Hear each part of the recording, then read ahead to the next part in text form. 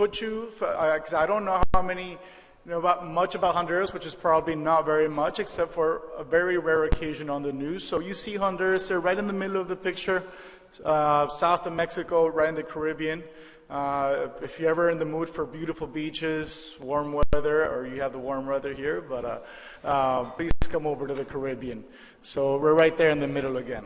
So I come from the policy side, not from the technology side on this issue, and I'll try to walk you through our attempt to solve a certain policy problem and how we got to that solution, and what happened in the last 3 years while this blockchain project moved forward. So as a developing economy, we were asking ourselves how to activate and attract investment.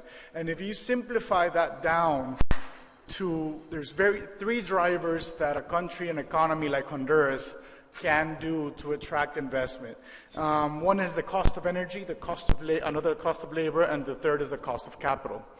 I have a couple of stars there for the cost of labor because I don't think any economy ever wants to always stay as a cheap labor economy. As a goal in humanity, we would like to move forward and have a better quality of life for all the population that's involved in this country or in a city or in a region. So what we went is to focus our policy effort in how do we control the cost of energy and having a stable system, and on the other side, the cost of capital. The cost of capital not only does it mean how do the banks get their access to capital, but more importantly, how the common man, the common family gets access to capital. And as we start, say, if that's the problem that we're trying to solve, the cost of capital, then we come back and say, so it's the protection of property rights, it's the building of trust in a system, and the certainty that all actors have to have on the system. And so we moved there. So the next step was if we can do some tax simplification and and increase the certainty on the behavior of the tax authority. And it's not low taxes. I'm not asking there for low taxes in particular. I'm saying that low taxes is not the solution necessarily by itself to solve that problem. It's the simplification and the knowing the rules and having it easy to understand and operate within. So that led us also to how do we get people into the formal economy, into the system, and we needed to have a quick on-ramp. And the quick on-ramp was the online company registry, which I will cover a bit further on. And the third part was how do we secure those property titles? How do we make sure that people know what they have, companies know what they're buying, communities know what resources they have available to attract, to get loans and such. So again, just a bit about Honduras. We are a presidential democracy. We have a multi-party system. Currently, you could say between 5 and 7, depending on the month, of parties in Congress. And our independence, we're getting close to 200-year anniversary. And that is important because the way we come into the land issue is also different when it's from common law than from that it comes from the civil code. So our effort as a public policy think tank is how do we build that trust with the government when we're not part of the party, we're not directly a company trying to gain some sort of benefit from what's happening, and our impulse is directly on policy and how do we get that in. So we've been working this last couple of years on 3 different areas. As I mentioned earlier, we were working on the energy sector, and there was an energy law that was passed in 2013, an education reform that was also passed in 2013, which is the largest education reform in 50 years. And then we worked on labor flexibility, the contracts, and allowing for what we had from employment was a monthly fixed employment, and we're able to open the door to an hourly wage. Where included the benefits and the hourly payment, and that allowed within the first years to really kick off industries such as the call center BPO industry that has been just in the last I think 2010 is when that really kicked off, and in the moment till now, every building that has a BPO office space is absolutely full.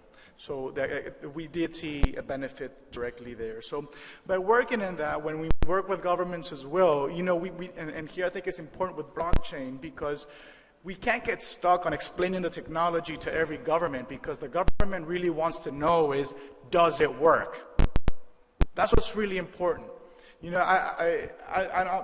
this room, I wonder how many people, obviously there's going to be some really high-tech people here, but how many people do you know that understand what TCP/IP is and understand how the internet works and how it's built upon? And we see blockchain as that basic level of the internet and what we can build upon it. So we don't want to really explain how it works. What we're going to say is show how it works and where do we want it to take us.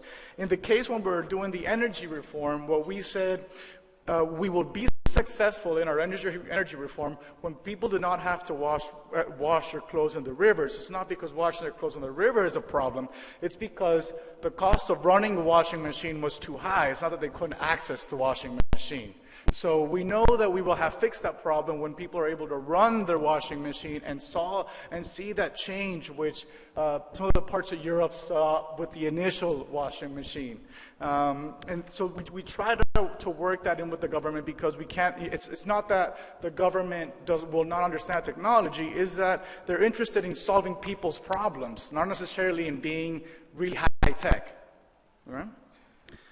So then we worked on the tax code, and there was a couple of tax reforms that used to happen the last year and a half. We knew that we had to simplify the tax system, but simplifying it meant that we had to have very clear rules on how to protect yourself from the system, but also how the system should behave with you or with the common taxpayer.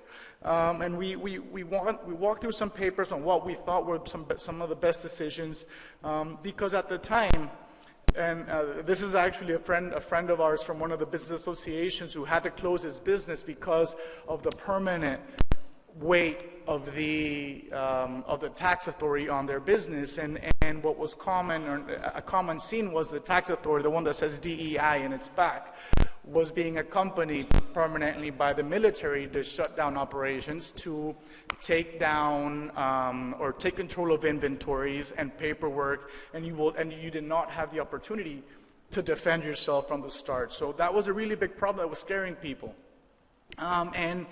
We saw businesses being closed without ever going to court, and then there was a problem, an extra problem, which is if I did want to go to court, I had to pay ahead of time. So if I'm already in trouble because I'm back on my taxes, how do you expect me to pay to get access to justice? So we saw this cycle that was a big problem, and we tried to get into that solution. And part of it was we have to explain it in a very simple way to the average taxpayer. This is a Facebook campaign that we did saying each of the benefits that came with the new tax code legislation, so people knew how to defend themselves and knew what their rights were, which we were not used to before. So and then the next step was what we call now My Business Online. It's called Mi Empresa en Línea, and it's also run by the Property Institute. So we had to build a good relation with the Property Institute, which also manages land titles, but they had very successfully pushed for a reform that allowed for this business simplification legislation that now allows for companies to be registered online without visiting the office, except at the very end. And the only reason we have to go at the very end is because the digital signature has not been fully implemented.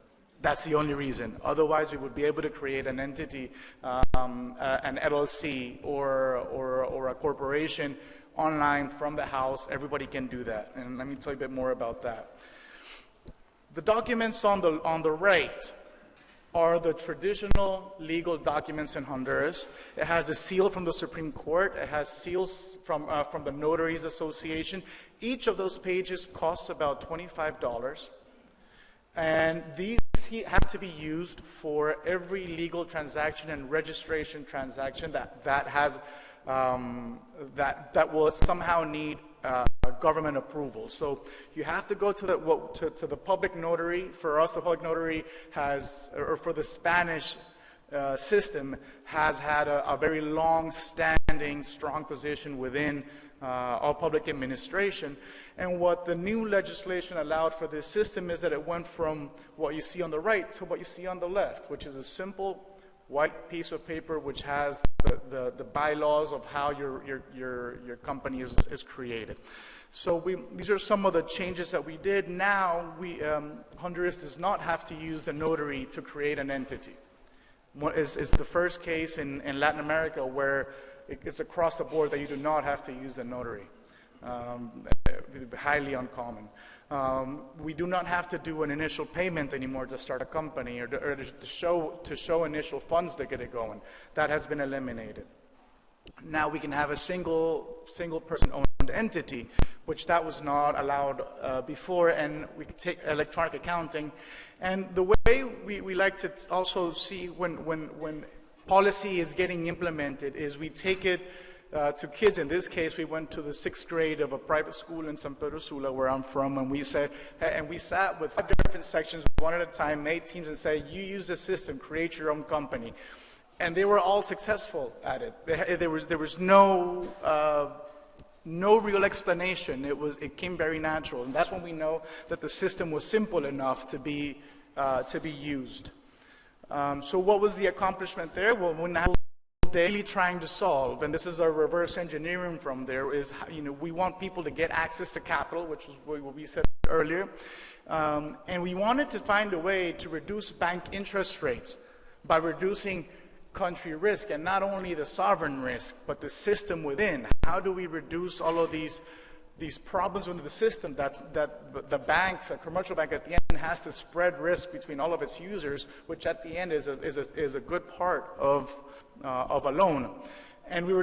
But in order to do that, we had to find, how are we going to control the corruption? How are we going to show clear ownership? And how are we going to have a dispute resolution system, which are things that have been already mentioned today. And I'm glad that we're seeing this as a common threads within what we see. So we focus, all of these efforts have been focused on these main 2 index. The World Bank Doing Business, which has if you're involved in policy and want to see how policy changes, they have a very nice matrix that you show what if I remove or reduce steps in a certain process, and you see how the country starts moving up on each of the indexes. And then the second one, which we use very frequently, is the Fraser Institute, which is the Economic Freedom Index, which is also sponsored by the Naumann Foundation, which is here today. So we're the co-sponsors for Honduras for the last almost a decade now. So this is. We got into the system, we try to get it to understand the problem is we had to go into the warehouses, we had to see what were the worst titles that we could find, because only by finding the worst is you know how far back you have to go. So these were some of the titles. There was about 170 years worth of titles there at the office in Tegucigalpa. And I mean, this is direct wealth. This is the wealth of the nation that is in papers, and in some of these cases were in boxed and damaged paperwork. So we knew at least the point of where we had to start.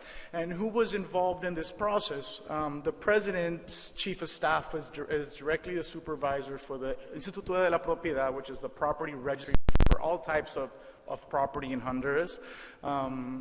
We had to look out for service providers who could find solutions for what we're trying to do. The World Bank was invited to be just to see the project, be a part of it. We never asked them for money. In fact, we're very clear. We said we do not want funds from the World Bank in this process, but we do want you to see it, because they had invested over $100 million in the last decade in the Honduran land record system. So we wanted to move away from that and find a low-cost solution that did not, at the same time, increase the budget that the Property Institute had. Because the biggest problem in Honduras is there is no money for the government institutions. And we do not want, if we want to bring a solution, we do not want to keep on expanding the problem with money. So we had to find find that. And we had to find the service providers who were willing to self-fund their pilot projects in order to show that their technology worked. Because one of the main problems with blockchain technology is that very few people have seen actual cases of it when we move away from Bitcoin or from Ethereum. And that is a problem of the first mover, and especially in governments. There's a lot of hesitation to be the very first mover in a technology. And there's a big reason, because in the case of land titles, you're running the country's wealth, or the basic level of wealth. So we were aware of those situations, so our solutions had to come across that. So this was the typical project, the one that the World Bank was using, which was the Property Institute, was simply digitalizing systems. It's a simple scan and put it in the system. It's full of human error, absolutely full of human error. And that was one of the bigger problems that we have in the system. It's an Oracle system, not that Oracle's a bad company in any way, but these are huge Lamborghinis, and what you needed was a very simple car to get you moving from point A to B.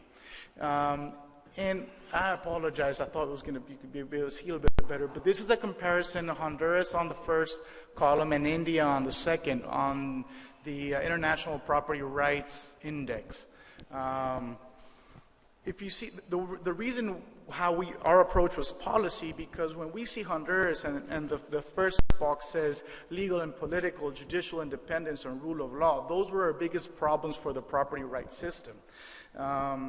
In India, those are better indexes than ours, but still very similar in where the whole system on property stands. And then on registering property, that wasn't really much of a problem. On a scale from 1 to 10, 10 being the best, Honduras has a 9.226, and India has 8.383 on registering property. So we know that the process of registering is not necessarily bad. It's the process of protecting the document, and it's the process of the bureaucracy, and those are the issues that we have to focus on. And then the next box says is the ease of access to loans. Honduras gets a 5.4, India gets a 5.7. If we see, this is the same line before that we have right here all the way, the list on the right. There we see it, where Honduras and India lie on that same ranking, and you see the situation isn't that different when we look at it. So areas to work on are probably very similar in the case of an institution such as the land record system. There where we have to obviously work on, which is important to this part, is in the legal and political, judicial independence, rule of law, and the part on corruption. It's very similar approach. So that's where, those were the problems. We had to find a solution exactly for that, which I think the blockchain solution directly feeds into that and into those needs. We needed something that could not be tampered, and the tampering process is where the blockchain came in. And it's also important here that you have the title application, you have your digitalized records, you have the blockchain part where that's all built in, and you have your trail which you can check, which is the part that was being spoken about earlier, with the banks need to have a clear, easy way to access and to audit the system. So we were doing this because we thought I had met some of the early blockchain people around 2010, 2009, which is when all that really gets going. And of course, I was hesitating about the technology, but as we saw things move forward, and about a year in, we come into this article making the front cover of The Economist. That's when the government said, wait, this is actually really, really big. We really have to make sure that we get this right, because all of a sudden, people were looking at us for something that Honduras has never been looked at before, which is leading into technology. That's not what we're usually known for. So that really got things turning in a different way. I think by this point, we had been, the first cover story we were talking about earlier was a Reuters story, and that led into Forbes, and that led into all of these other business magazines. the whole time, us that we were working, we did not want to be pointed as these are the guys doing it. So in all of the articles, as they always say, there was no Honduran counterpart saying who's behind this or if it's true. The Honduran government would stay quiet. So that created another problem, which is some of the people within the that were pushing the technology thought that it wasn't true. So you have to, as a government, you have to be careful how much you bring in a technology, how much you say about a technology, what the messages are, and not only does it work or does it not work. Because if there's any area, I think besides that is gaining world attention for blockchain technology is land titles and then identities. Those are probably the two of the biggest areas that we can solve with this technology. I don't want to get too deep into this, but this is how the hash works. Here's the transaction. There's transactions on top. These start getting together. As you enter the data at the end becomes a block, and the block 11 is tied to block 10, which is tied to block 9, and I think that many of you already know about this. And then there had to be a proof of process, at least for this, and how.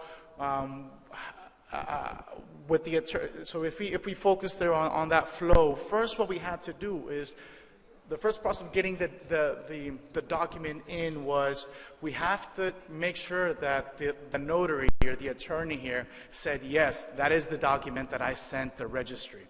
So we have initial step to begin the verification process at the end. Because if the lawyer, the notary, sends the document, says yes, and then we find out that that's a manipulated document, we know exactly where to go.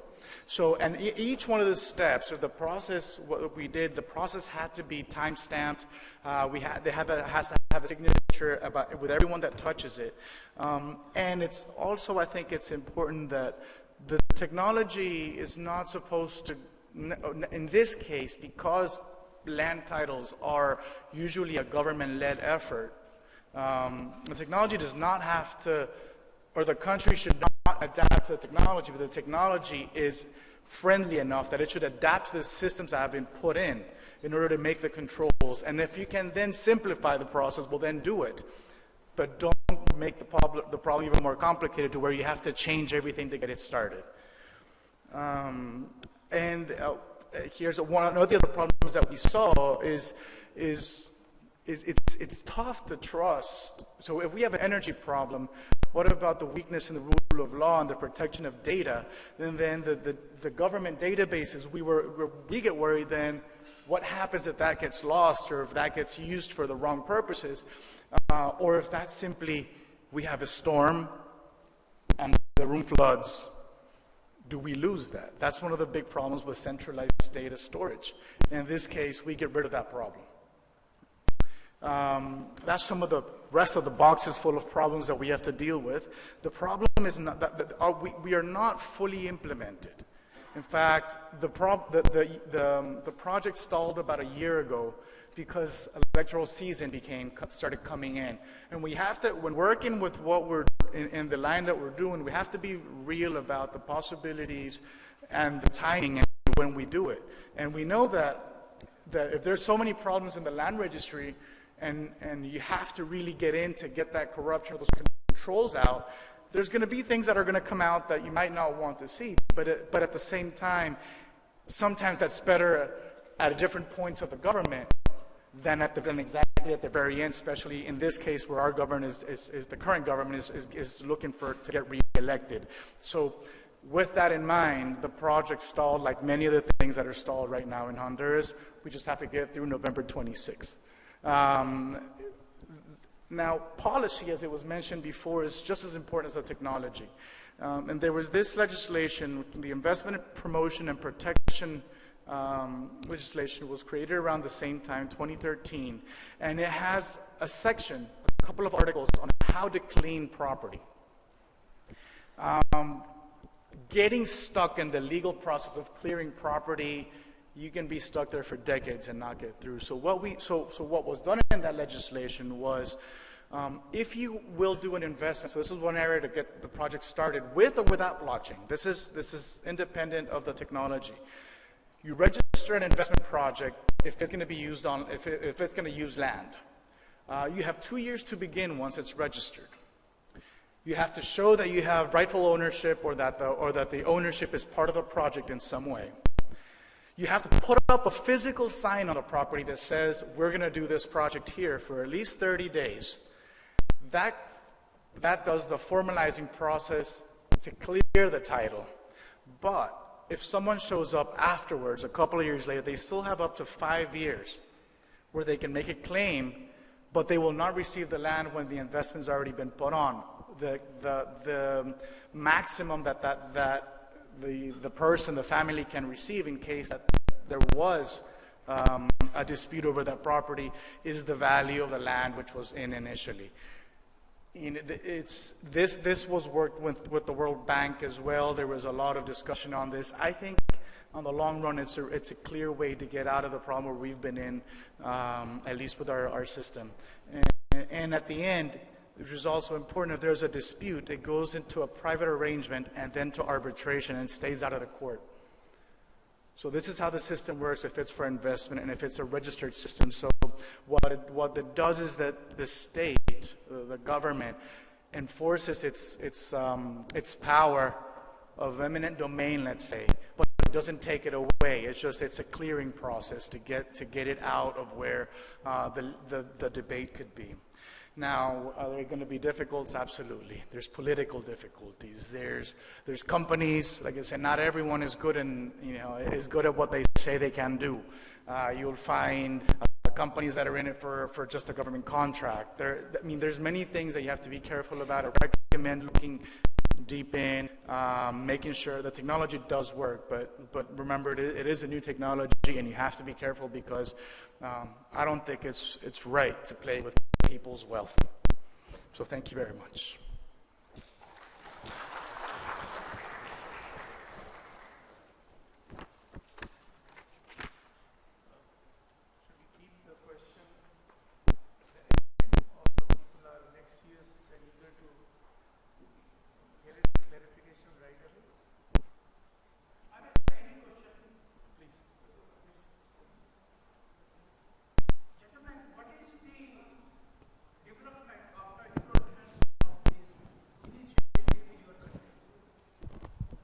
What is the development after the implementation? What is the degree of improvement in the? What is the degree of improvement in the initiative introduced in your country? Thank you. So as I said, we've seen many roadblocks, so what needed was many more pieces for the proper implementation. So what we were doing is a pilot project, which did not take off because there were still parts that were needed. Many parts are needed. I think one of the best, at least for now, one of the best bunches of information that was in the previous panel where we saw the different. When we were trying, there was no rule to follow. There was no standard. There was no country to look to what we were doing. So. Well, when you guys we weren't really looking yet, or we hadn't seen anybody. We searched and we hadn't seen anybody that had done it yet. So we saw there were pieces that had to be put, and the project has been stalled until probably after the election. Can I ask a simple question? Very nice presentation, and my name is Jatinder. I was wondering, Bitcoins, most of us have heard about that and the mechanism it works. But when it comes to land records and use of blockchain technology, in Bitcoin transaction, we know that there are miners who sort of, who sort of certify that transaction has happened, and then that's validated. But how does it happen in case of a property land records? Because assuming that a record is digitized, how does it actually work? Because I think that's a very fundamental thing. I couldn't understand how would it work. Who would certify? Who would validate that transaction? What is the influence of miners in this case? As we have miners in Bitcoin transactions, who certifies these records? Right. Thank you. So at the end, this is a regular. It's a regular transaction on a blockchain system. You still have your public ledger process. Depending on the company that you're going to talk to, it depends what blockchain they're going to use. Some people propose using their own blockchain. Some people propose using Ethereum. Some people propose using sidechains off of the blockchain technology. I'm not sure which one, for example, you guys are using, but what we've seen, the technology is there, but for I think is really important is that whatever blockchain is being used has enough of a transaction system so that there's so many miners in the system, because the system only gets stronger with the more mining capacity. So you want to make sure that you use a blockchain that is not in its initial step. At least that's what we saw, because if we want to have a decentralized control, we have to make sure that it's as robust or as anti-fragile as a very famous book says it. Be very careful with that. So the miners is the same mining process as in any blockchain technology. It depends to what chain you link the system to, but what you're doing is you have to make sure that to the chain that you link to, that it can carry enough details and data for the process to run, because what you're doing is here, the difference between financial and in this case, securing data is you're not moving money, but you're securing information. So there's like I said, you'll see different companies that approach the problem from different ways. I would probably say try to stick with a technology that is running on a blockchain that has many miners, but it doesn't change. The mining process doesn't change really. Thank you. Yeah. Please. Okay, yeah. Sorry, just to build from your answer that you've just to sort of build from your answer, you made an interesting point, and I want to just sort of branch that out into a bit of a tangent here. You're saying that the idea, and sorry, I should introduce myself. My name is Rajat. I'm from FNF. The idea that you just mentioned was that we should ideally attach ourselves or align ourselves with a blockchain that has a significant number of miners. But then, you sort of consider the events of 2.5, 3 weeks ago, where we had the great miner crash, and now you have GPUs that are available for dirt cheap in the market. So how would you envision building resilience against such shocks into the system? I know this may be just something I'm, sort of going way beyond, but it's something that does then come up, because the thing is that if we talk about India as a country, we're talking about there are a handful of miners within the country, right? And most of those people, and as you know, the hardware requirements are substantial. So how do you build resilience so that these individuals across the globe are protected from these massive shocks from 2.5 weeks ago? I think that debate is still a public debate on how to properly do it. There's different lines of people proposing solutions. I think we're in the early stages of the technology. Some people propose having your own controlled mining network in which you don't have to depend from forks and from outside pressure. There's weaknesses with that as well. So I think it really is going to depend on a case by case on the power or the capacity of the government system that's going to adapt it. In the case of Honduras, I would not say that our IT government system is strong enough to be able to run something like this. I would rather it be, bouncing around the world than to have it sitting. So I think it depends. I think the discussion is still open to be seen. These forks that we just saw last week but we're seeing it in the cryptocurrency side. We haven't seen how all of these things might happen on the data protection side. And just like there's a discussion on should protecting data be on the blockchain, on the Bitcoin blockchain or on Ethereum, and then that's a whole different discussion in itself. So I think it's up to see how you put the package together in order to solve that problem. Thanks, Ms. Panna.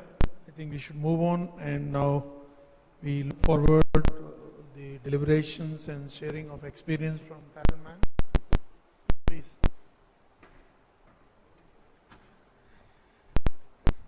Mr. Parallelman has a company which has been engaged in the land department of Government of Sweden, and would like to share his experience.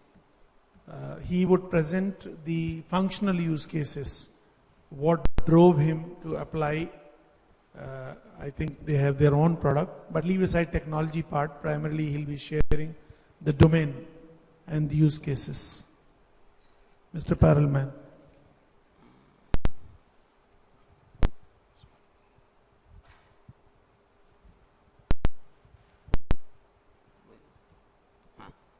So about that.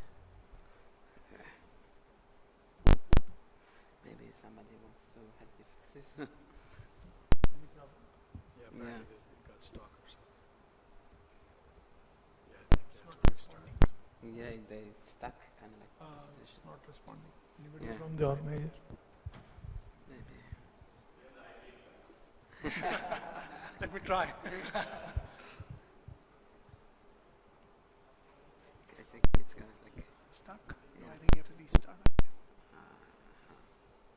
happens to me always.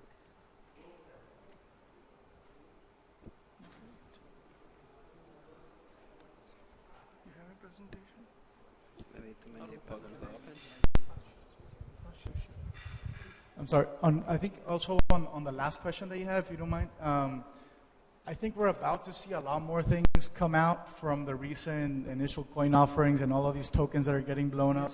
If you've been following how venture capitalism is moving, this year there's more money going into initial coin offerings than to traditional VCs, which is a very symbolic thing. So there's a lot. I'm seeing the crypto space, I guess, is kind of like if within a pharmaceutical company, you have one molecule, or you have 5,000 molecules, but only one makes it to the market. And I think you'll see a lot of this quick learning process, because the technology is really quick in itself to teach us what's happening.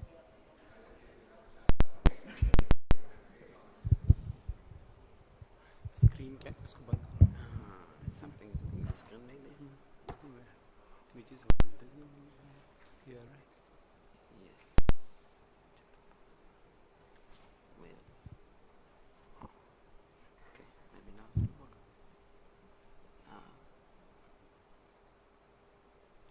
Here you go. So, thank you very much for having me today. My name is Or Perman. I'm one of the co-founders of ChromaWave. I will introduce you to ChromaWave. We started back in 2012. My CTO Alex basically created the first blockchain solution in the space. It was then on the public network, which was Bitcoin.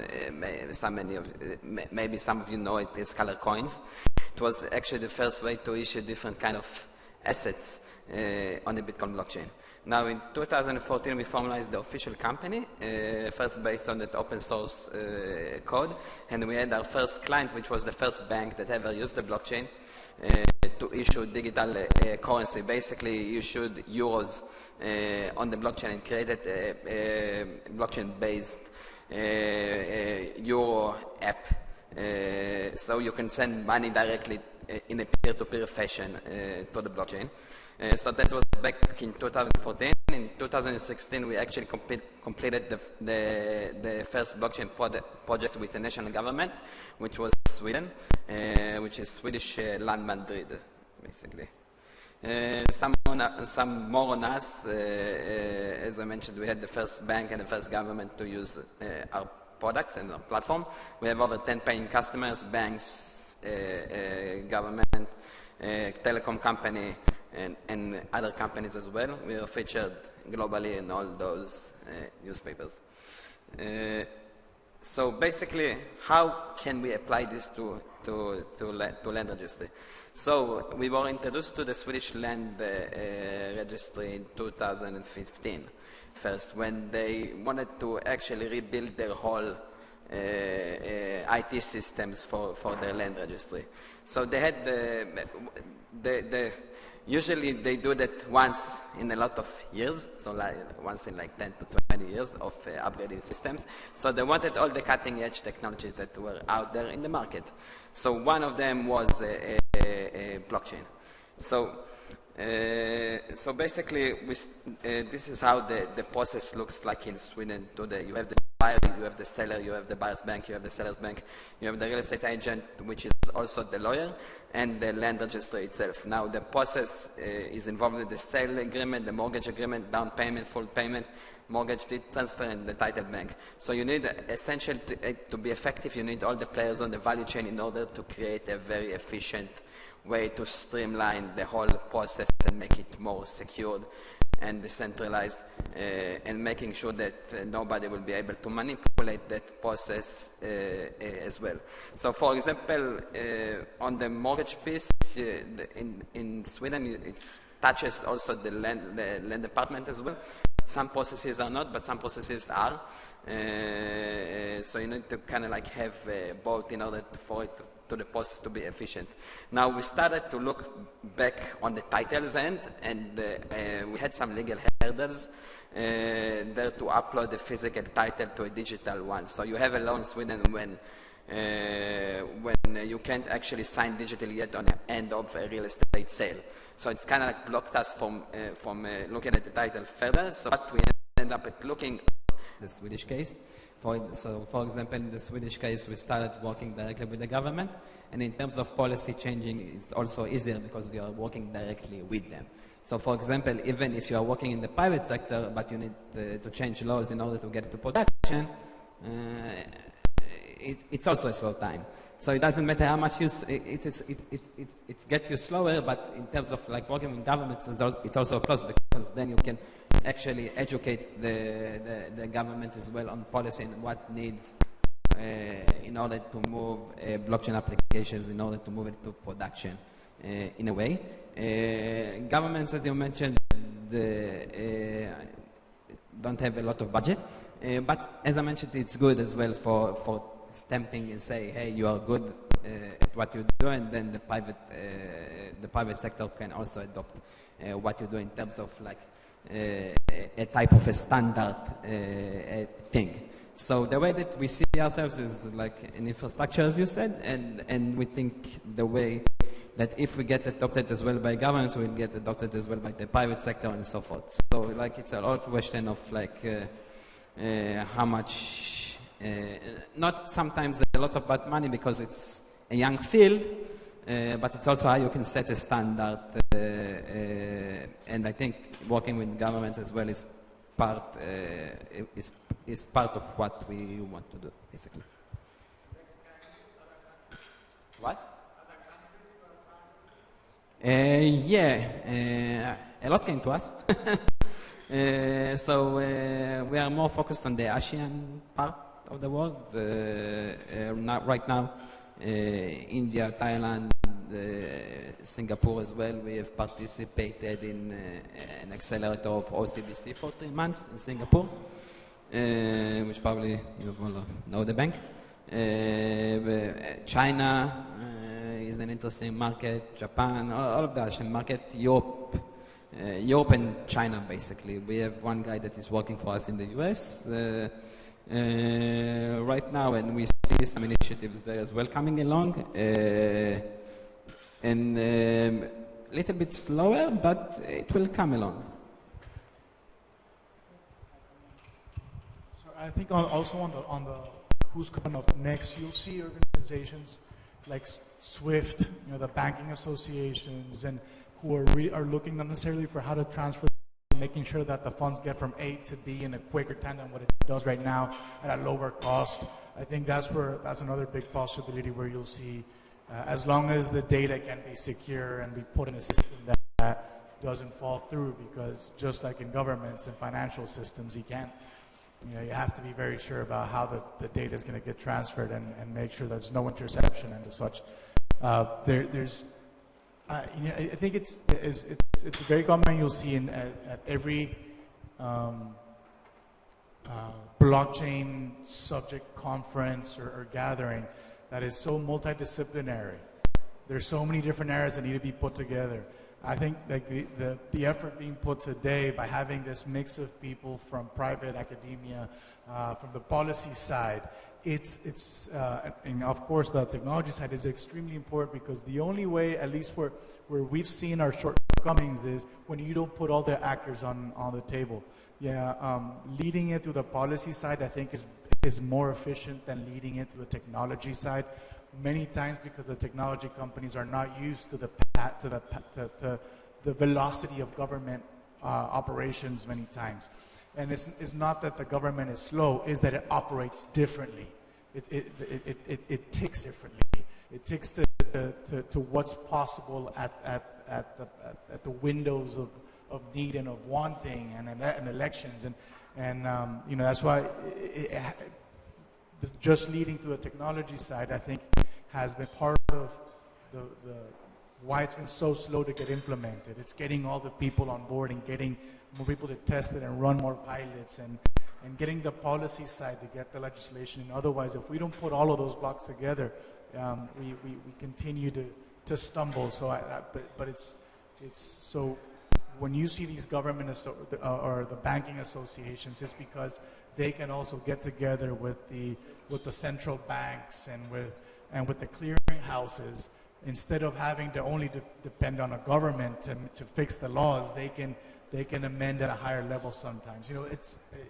I think it's very early in many ways to know exactly where everyone's going to be coming up. But what is said is that probably every single financial institution, every major financial institution in the world has some sort of blockchain department and blockchain group of people studying and understanding what the possibilities are about from all of this. Thank you. Yeah, please.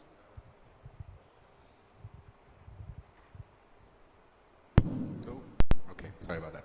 Just a question, because I think that it's really great that we have two people from working on the same issue, I think from slightly different perspectives. Just a general question to the both of you is, what, and if you can answer it, is what is the average cost per transaction that each of you face? And I'm sure that it'll be different.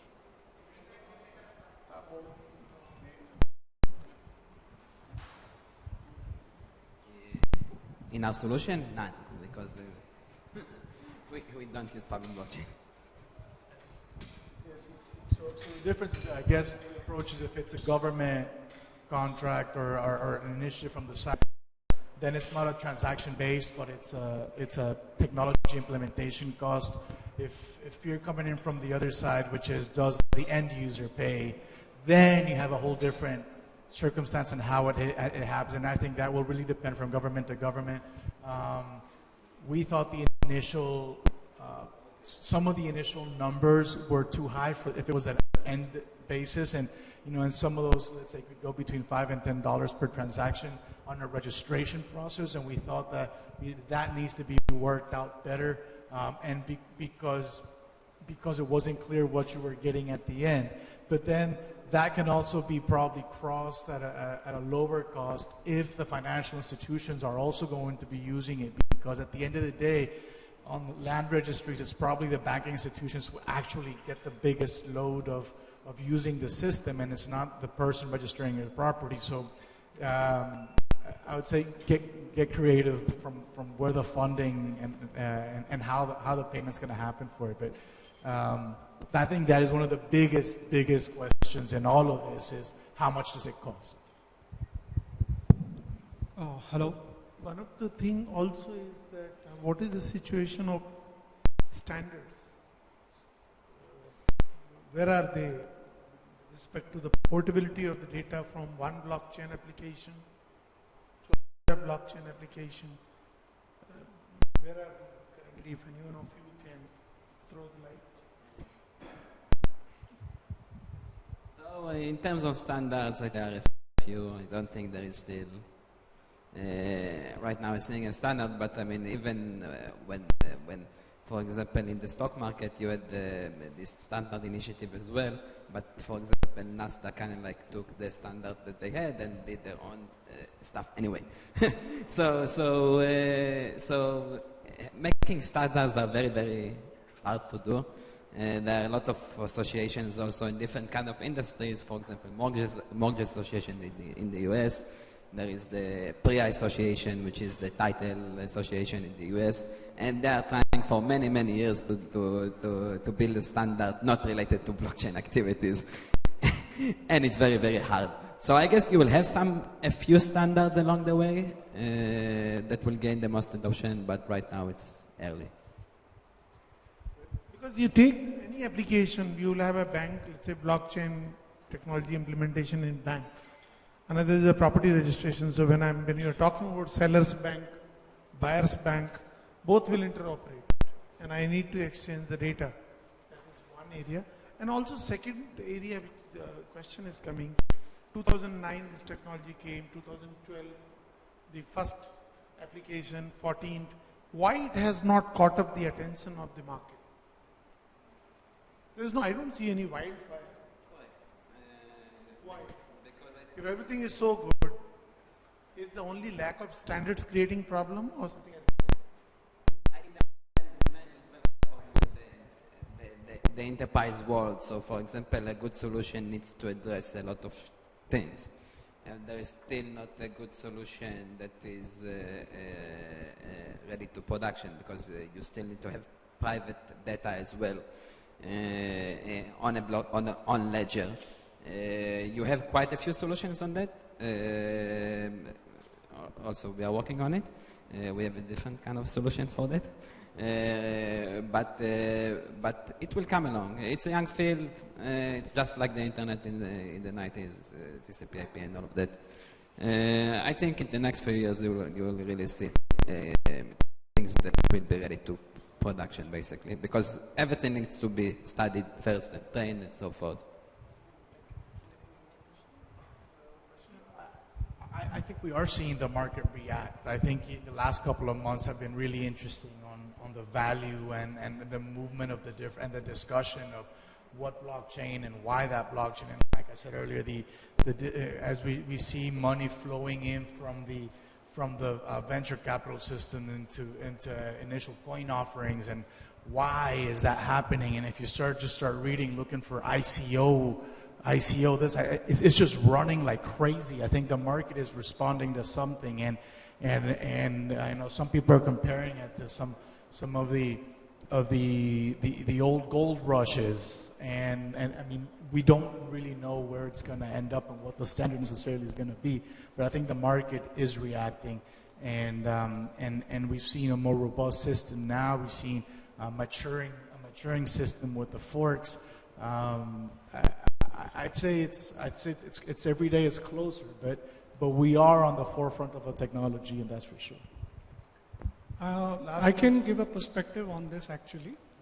The reason you are seeing blockchain getting mainstream in recent years and not in 2008-2009 timeframe when they actually started, the original implementation was around digital currencies. The very first implementation was about Bitcoin, and the application of Bitcoin is just having a digital wallet in which you can have Bitcoin. There was no enterprise blockchain implementation until 2014 timeframe. That's when Ethereum public network started to gain traction. 2015 timeframe, alliances were formed, IBM with other companies, about 100 plus companies. They got into creating an open source Hyperledger implementation. And in the last few years, if you look at the way blockchain applications are being adopted in enterprise world, there's a significant surge. So that is one of the reasons that it has not happened earlier.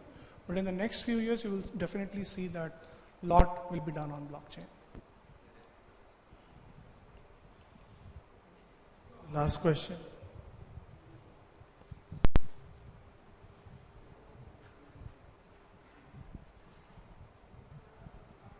I have the question regarding your operation.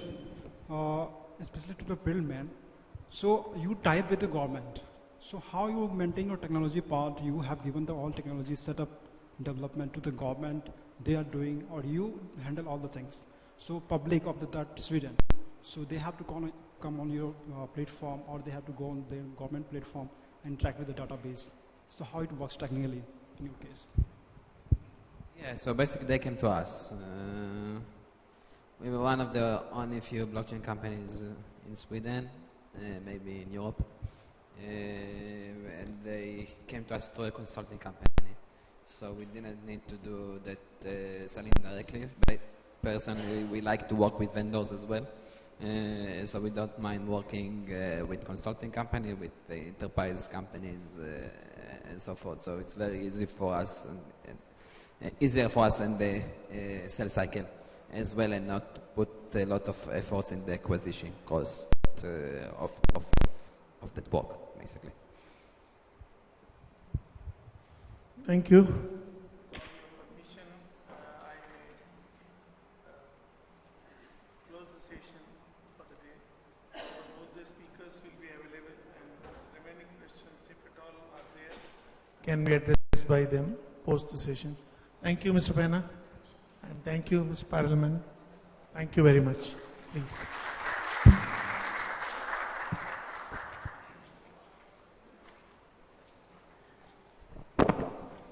Thank you, Mr. Misra and Perlman and Pena for being and helping us understand what you do, and all the best in your countries and in your companies. We'll have a short 10 minutes break. You can help yourself with tea and come back. We will begin in 10 minutes.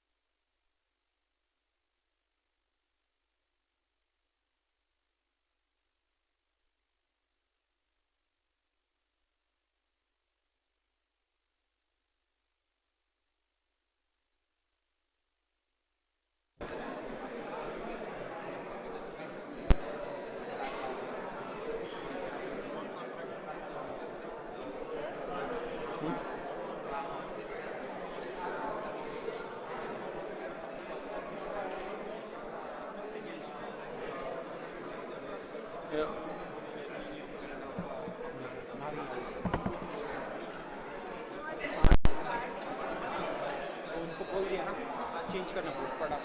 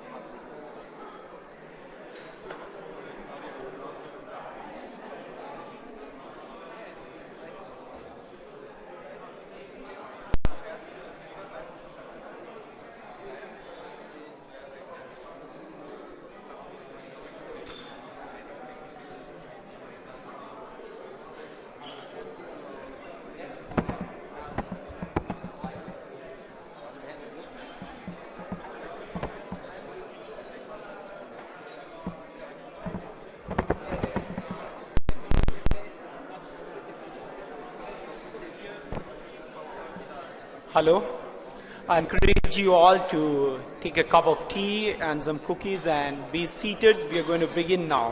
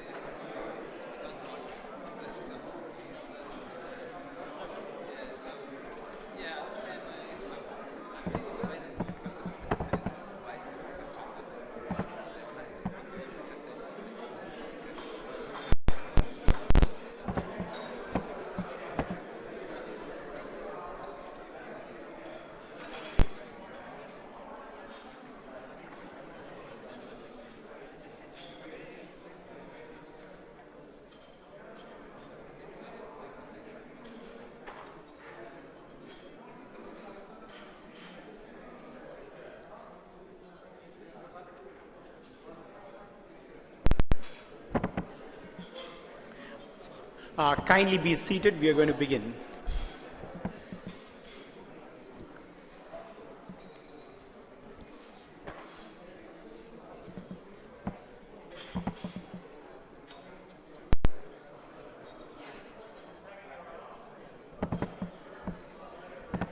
This is a reminder to use your Twitter account to tweet with hashtag blockchain for property, and you could be a lucky winner, which will be announced at the end of the day.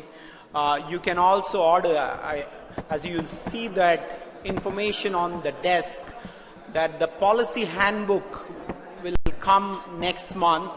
And if you would like to order, you again have to tweet us or reply to that. You will have information on the that display board on your table. So friends, we will begin the next session, the opportunities and challenges for distributed land registries. This session will explore two aspects of preparing India for extending the land records modernization program to distributed land registries, including adopting blockchains. So we'll look at two aspects. I would ask everybody to take your seats, please.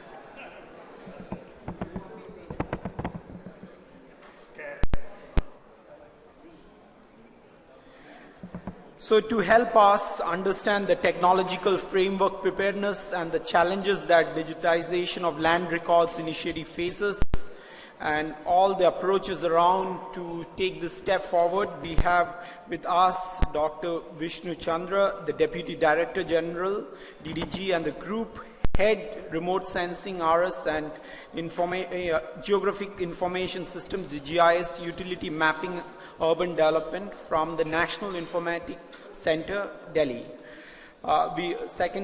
We have Mr. Sunil Kumar, the Director of Land Laws and Policies of Landisa, India.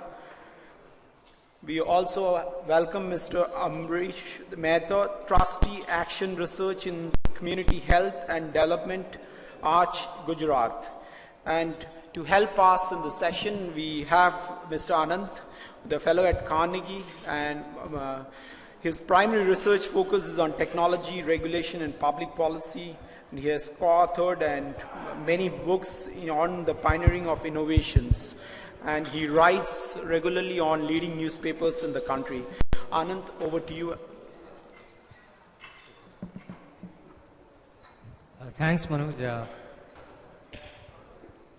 So we have an interesting panel here because till now we've been hearing about a disruptive technology and the possible use cases and solution it can offer, especially when it comes to property rights management. What is interesting about this panel is that from this world of applications in different contexts, we are moving to some of the possible technology applications currently going on and the way land rights is managed in India. Because before you think about technology and its disruptive potential in any particular area, I think it's crucial to understand the local context and what is possible, what is feasible and what is not in the context in which we are trying to root the technological solution. While in theory, and we have already seen how these use cases can work out in the context of property rights and the sort of benefits that they bring to the table, I guess it's also important to realize that when you deploy a similar solution in India, there are already XYZ steps that we assume have been covered or have been factored in, and which may not necessarily be the case in the Indian context. I remember as a practicing lawyer, there are many buildings that you go to, from the High Court to the Consumer Forum to all sorts of buildings, and the one building that I truly hated the experience when practicing law was when I went for property registration for a client. I really came back that evening and told myself, I just so wish there was a Flipkart for online sale of property. And interestingly enough, 5-6 years down the line, we are confronted with blockchain as a potential solution to some of these problems. But as I mentioned in the beginning, I think it's important to root this solution within the Indian context. And today we have 3 eminent speakers who have done great work on the ground when it comes to deploying technology, deploying physical resources to improve land rights management.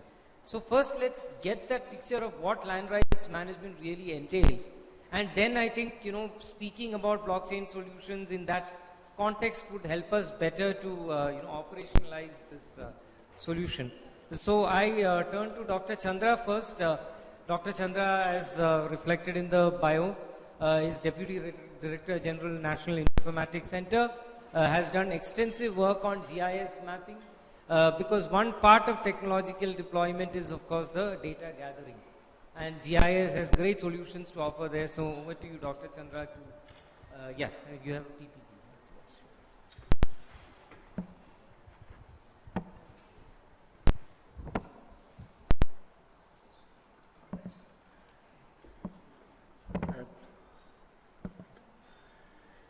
First of all, I give thanks to organizers for inviting me. Though I am not a blockchain expert or I'm doing any work in the blockchain domain, my area of work is GIS, remote sensing and utility mapping at NIC.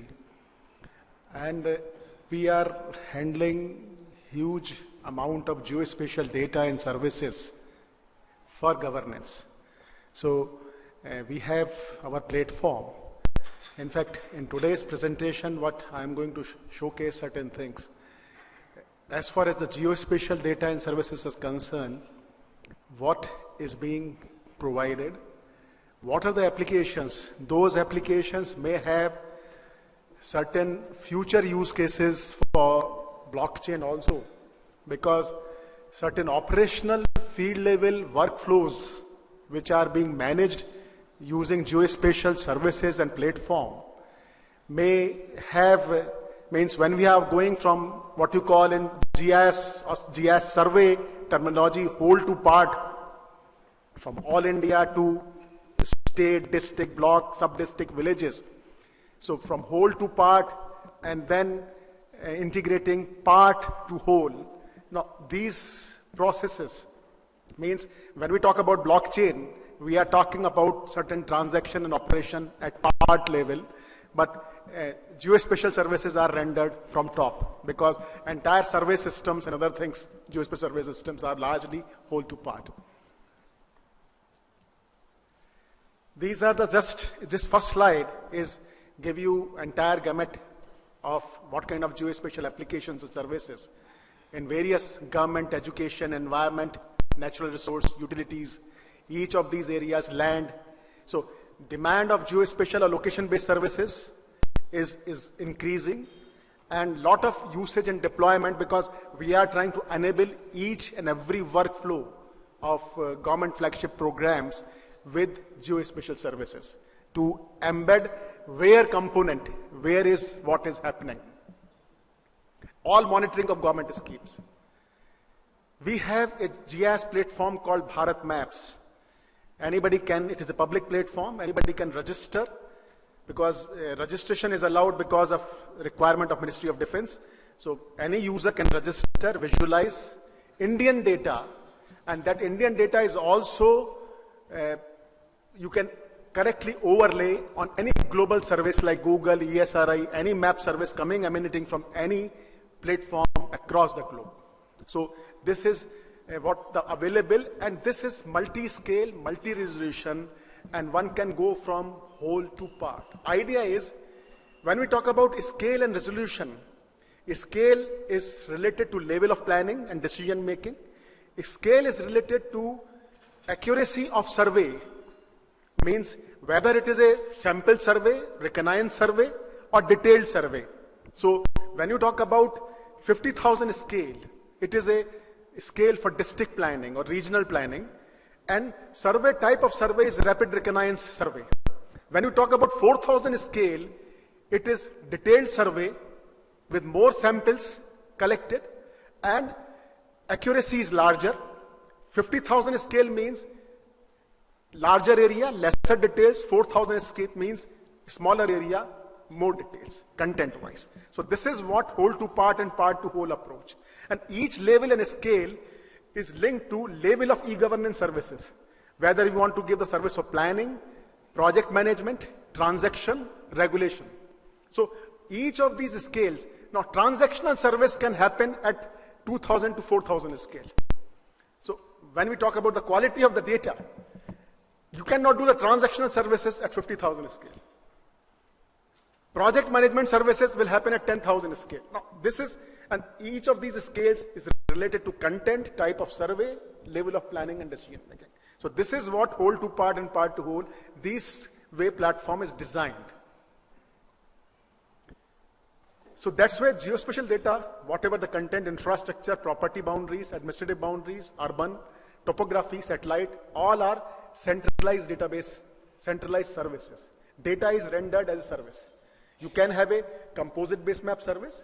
Some user wants only, I want a district boundary as a service, I can give a district boundary as a service. Somebody wants village boundary as a service, I can give a village boundary as a service. as per the requirement of the workflow in applications. So this is broadly idea of the content. Now, let me give you an idea. Each of these layers and content is coming from multiple sources. Base layers, which administrative boundaries, roads, topography is coming from Survey of India. Satellite imagery is coming from ISRO, National Remote Sensing Agency. Forest boundaries is coming from Forest Survey of India. And each of these administrative units is connected to RGI census code so that you can integrate your MIS data or your attributes in terms of demography, in terms of your ministries' MIS programs. So you can integrate and represent each of these tabular information spatially. So that framework is in place through BharatMap program. So we are now trying to customize these common layers and services as for customizing and delivering services in various other government programs. Some of the examples, this is some of the snapshots. Like this example is, this may have also blockchain application, GIS for financial inclusion, where we have mapped location of all banking points across the country, including banks, ATMs, business correspondents, post offices, CSCs. Now PDS are also being mapped because PDS, where our POS devices are there, has been taken as a banking point. Now, to know the coverage, which areas are uncovered, which villages are uncovered without any banking services. Now, under National Payment Mission, one of the objective is how to integrate transaction. Which scheme of government is doing well in which area? How to create hotspot mapping. So each banks are being asked to provide their APIs to integrate with locations. Locations is linked with IFSC code. Now this is what whole, now if you see, there are already systems in e-governance framework, what you call Public Finance Management System, PFMS. All government payments and expenditure is happening through PFMS system. There is a Bharat Kosh project where non-receipt, tax receipt, like spectrum charges, people are paying through payment gateway, UPI. Then digital payment mission. Now all these things, see there is a vertical related to payment expenditure transactions. There is a GIS platform providing banking locations. Now convergence at services level is being attempted now.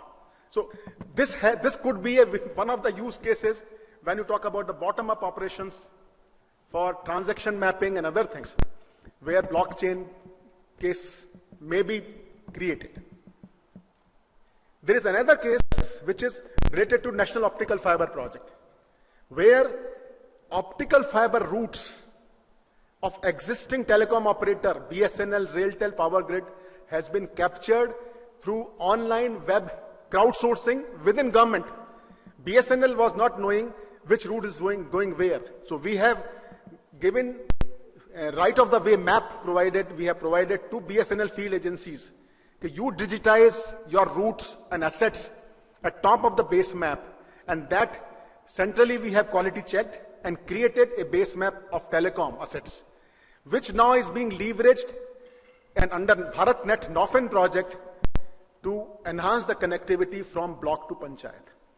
So this is, and then linking these assets with what you call transaction part, as a customer indexing. So there are third-party products for fault diagnostic, for CRM, for so many things, billing. Now, there also, there is a whole lot of scope of blockchain, where transactional, see ultimately, the root part to which a customer will be attached, or certain bills will be paid, and how much bandwidth is getting consumed, based on that, transaction will happen. So how you integrate your blockchain network with geospatial content part of that area of interest with the transaction. This is, and this could be one of such cases possibility. These are the details, some content, what are the functionalities. GS portal. This is another extension where field operations. Now, block to panchayat network has been connected. We have given a mobility solution to contractors, supervisors, where trenching is happening, where ducting is happening, where cabling is happening, where GP, Gram Panchayat is lit, where OLT has been installed. Now, those operational and even entire duty assignment by supervisor, okay, today this particular contractor will work in this route, So all mobile numbers are, as per the user authentication, are put in database. Supervisor assigns the duty. As per the requirement, all change management is done by him. So we are getting real-time data through mobile mobility solution, and which is on real-time has been mapped at top of GIS platform. So this is again a operational. See, there are a lot of applications related to infrastructure where workforce management is a huge requirement. And lot of transaction by those workforce are done for update of data, collection data, and ultimately the entire business and opportunities in terms of last mile connectivity in villages and homes will depend on that. There are certain activities related to urban mapping. We have done very high scale mapping in 1:1000 scale for 7 mega cities, which are Delhi, Mumbai, Hyderabad, Mumbai, Ahmedabad, Chennai. And these map services are being extended to municipal corporations as a service. And at top of it, they are further enhancing the content in terms of slum delineation. And these authorities, like in Mumbai, slum rehabilitation authorities, is creating applications, say, for developer and guiding developer and architect how they should bring their data using which empanelment of GPS survey and then integrate with platform. So all those kind of things. There's a lot of transactions happens in terms of reclamation of slums, converting into housing unit, providing housing unit to owners there. Now, our entire that governance process is managed by Slum Rehabilitation Authority, and entire services, data services and operations is provided by us. So this is the way some of the sample individual parcel, land parcel information system. These are just large number of applications in e-governance domain related to GIS, which may have blockchain applications also, use cases of. So there are certain slides, certain repetitiveness in previous, as far as the definitions is concerned. Blockchain in GIS application, there are already a lot of research papers which I found. Centralized structure are widespread in the geospatial industry, and there is a legacy reason because it is linked to geospatial surveys. Whole two part, first you fix international boundary, state boundary. You cannot convert village map into India map, which is cartographically is not possible. So there are certain survey processes. So that's why it is, the structure is centralized. So decentralized distribute. In fact, in terms of interoperability and standards, blockchain system should facilitate how part data should get integrated with centralized base map. Reverse process. So that centralized services like utility services, say water supply service. Water supply service will come from whole to part. It will not go from part to whole. Any sewage line service will not come from. So there has to be convergence of bottom up and top down. Then you can marry GIS with blockchain seamlessly. This is already spoken, centralized versus decentralized systems. This is the definition which we have talked about since morning about blockchain. And I need not to repeat it. Yet, since blockchain is immutable registry for transaction, its usefulness and suitability for geospatial application dealing with data which is sensitive or for public good or part of workflow-based transaction is quite high and is a big challenge as well as an opportunity. Also, other major area of geospatial use cases is autonomous devices and smart contracts. Already, a lot of things have been talked about. Now, one of the use cases for public good data, there is a lot of open data available as a service, open street maps and other things. And can we make that data as a part of blockchain so that individuals can contribute and public record and update trails is maintained? Like Google Maps are there. There are so many map services out there which are of public good. Even Uber and all these companies are using a lot of public data. So how we can make those geospatial data services part of blockchain? This could be one of the use cases. Other is, see, this autonomous devices, IoT, drone, sensors. Now, this is giving us an opportunity to delink blockchain application from geospatial data which is coming from centralized servers. You can have a navigational geospatial component using drone or LiDAR, for example. So, in fact, Google is telling you how much traffic is going where. So, lot of data coming from devices. Pollution sensors, for example, which are IP enabled or GPS enabled, will create an opportunity for blockchain application if those geospatial component of data which does not require very high accuracy of base map, only some boundaries are good enough, then you can seamlessly integrate with blockchain. So this is another area. Third, a lot of things has been talked about the property, land ownership. Land ownership can be registered on a blockchain through mobile devices without a need of slow or expensive overheads. Challenge and opportunity, mapping registry land cadastral parcels. There, see, if you see the parcel, it can be converted. Today in India, we have cadastral maps, but we don't have cadastral grid. So, Survey of India grid is in 50,000 scale, not in 4,000 scale. So, ground control network today is in 50,000 scale, which is 3,000 GCPs across the country. Cadastral grid you have to create, taking from Survey of India GCP points, you have to create secondary points, tertiary points, and then go for urban areas also.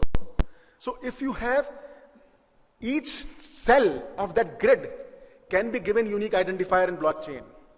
Each cell, you may call it a land coin, can have a unique private encryption key linked to owner. If those cells are of a smaller size, you can map geometry accurately.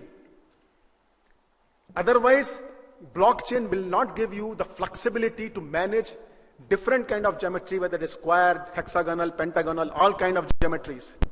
So, if you subdivide cadastral grid cells at granular level, accuracy of transaction and your Bitcoin management, blockchain management will be much more better. So that is the challenge today, because most of the cadastral data maps are not georeferenced. They are being digitized. People are trying to georeference using satellite imagery. But primary issue is setting up a appropriate ground control network in 4,000 scale. Haryana has done it. Haryana's cadastral map today is properly geo-corrected, and they have extensive survey and ground control grid with proper monumentation on the ground. So you can easily create, and most Haryana and Punjab particularly, geometry is largely rectangular, not hexagonal or pentagonal.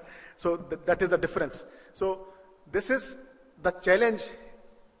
In good quality data, accurate data for registry and use of blockchain is prerequisite requirement.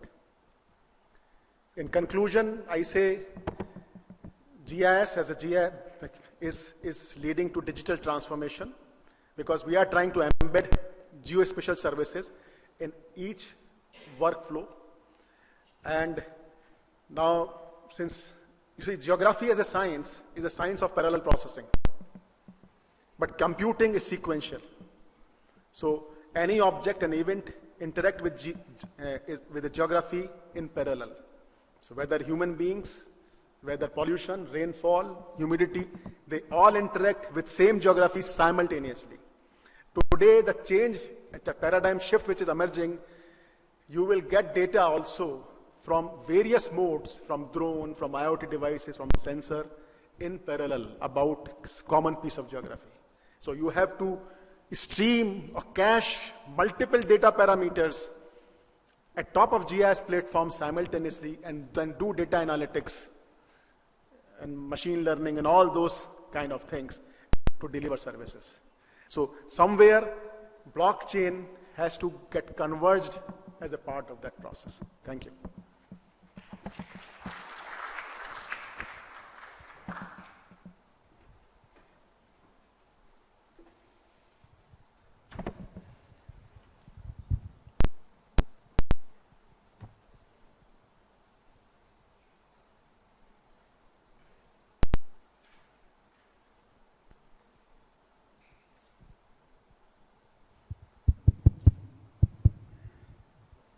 Thanks, Dr.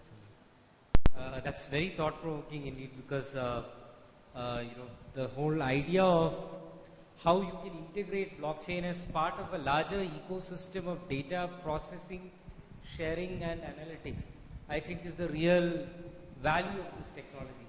In so long as it operates in a certain silo and we are talking only about a few, narrow use cases, I don't think it's really useful. It's when it starts speaking to the larger data gathering system and we think more seriously about the kind of data that we gather, that I think blockchain can become a really effective solution.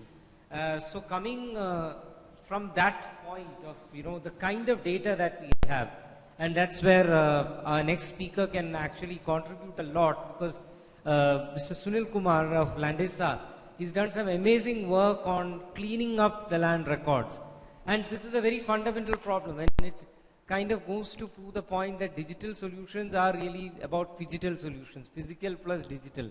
Unless you get the physical part of it right, and you have the right data inputs, the technology management is not really going to be better than the data that you give it.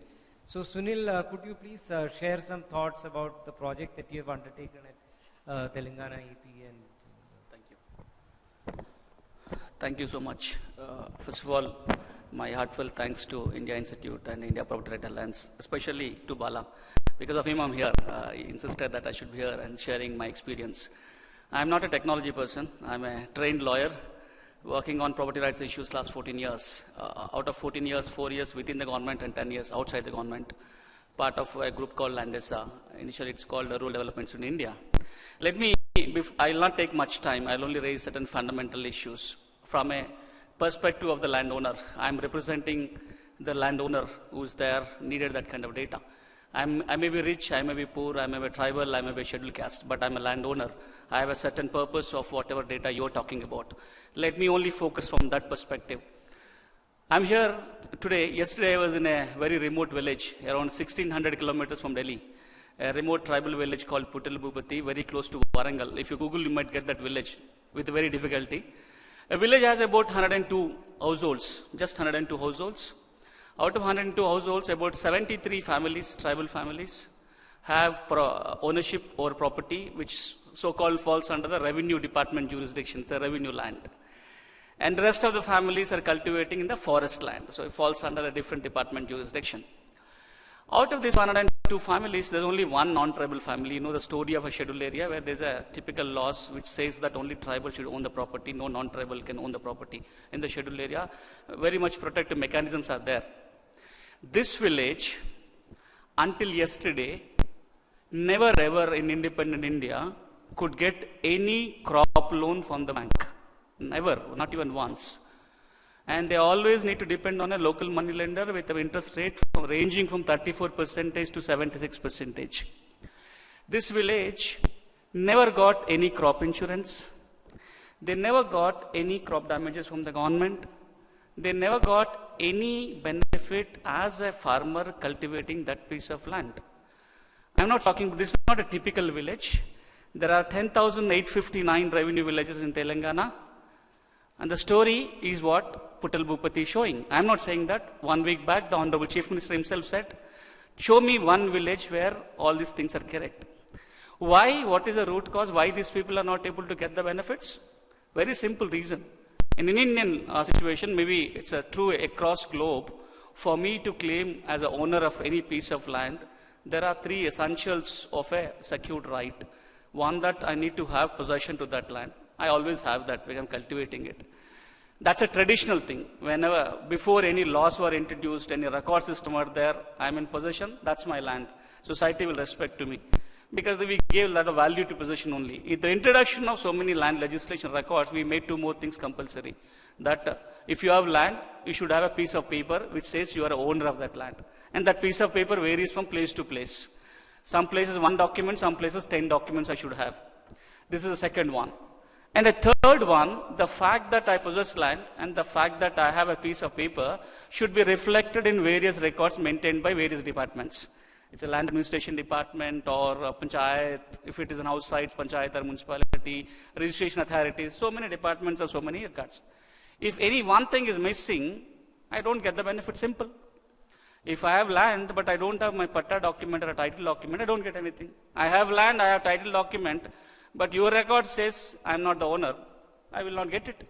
I will only the impact of not having these documents, a rough calculation, if one of these 3 things are missing, I may be deprived of about rupees 1 lakh per annum, access to rupees 1 lakh money, whether it is crop loan, crop damages, mortgage loan or input subsidies. If you calculate roughly in India, if I have everything, I might get about 1 lakh rupees per year access to credit in terms of various other things and various benefits.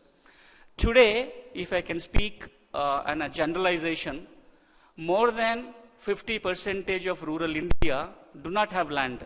Recent statistics also. Telangana, 56% of rural households do not have land. Andhra Pradesh, 76% of rural households do not have land. What happened to the rest of the 44% or 24%? Majority of them have insecure rights to land. And this particular village I'm referring to, all the land records are there online. You can see, you can open up your website, your smartphone or anything, go to a Mabhumi website, you can download entire village record. But still they didn't, it's thanks to digitalization, all the records in computer. But whose names are there in the record? Not even a single person who is cultivating the land. His father, grandfather or great-grandfather whose name is in the record. Now tell me, if the data entry itself is like that, whatever technology, I'm a poor in, I always say that I'm technologically challenged. Even though I use a smartphone, but still I'm technologically challenged. I'm not speaking of this technology, that technology. I'm only referring, if your data entry person, whether it's a revenue officer or somebody is doing that, if that person is not correctly entering the data, or the field reflection is not coming into the system, then this whole thing is problematic. I still recollect a great IS officer of this country. He is known as a People's IS officer in Andhra and Telangana. I work partly in Government of India also. Mr. S.R. Shankaran is no more. This digitalization started during his era. He was a secretary. He kept talking, and I think a few days before he passed away also, one of the programs was mentioning, saying that if you put garbage into the computer will only give you garbage out of it. So for you to get a clean record, there has to be always a human element. Today, the biggest challenge is that who is that person who is entering this data? Your village revenue officer or somebody else. That's the biggest challenge. What did we do? I don't take much time. What did we do? We have done a small experiment in 8 villages. This small experiment goes on presumption that for any kind of a good data cleaning, you need to have the local community involvement. And without that, you cannot have a good picture of the reality. Second thing, why do we always depend on a regular administrative setup to do all this land records data entry or collect the information? Why can't this can be decentralized? At least the land records entry part is decentralized. We have done a simple experiment, identified the 3 youth in each of these 8 pilot villages, trained them on land records. What is what? There are about 4 or 5 important land records. It's a 4-day training, basically to understand what is the records and how to identify a parcel number and understanding a couple of formats. With this kind of basic knowledge, they spent about 2 months' time in their own villages. They have done 3-4 things.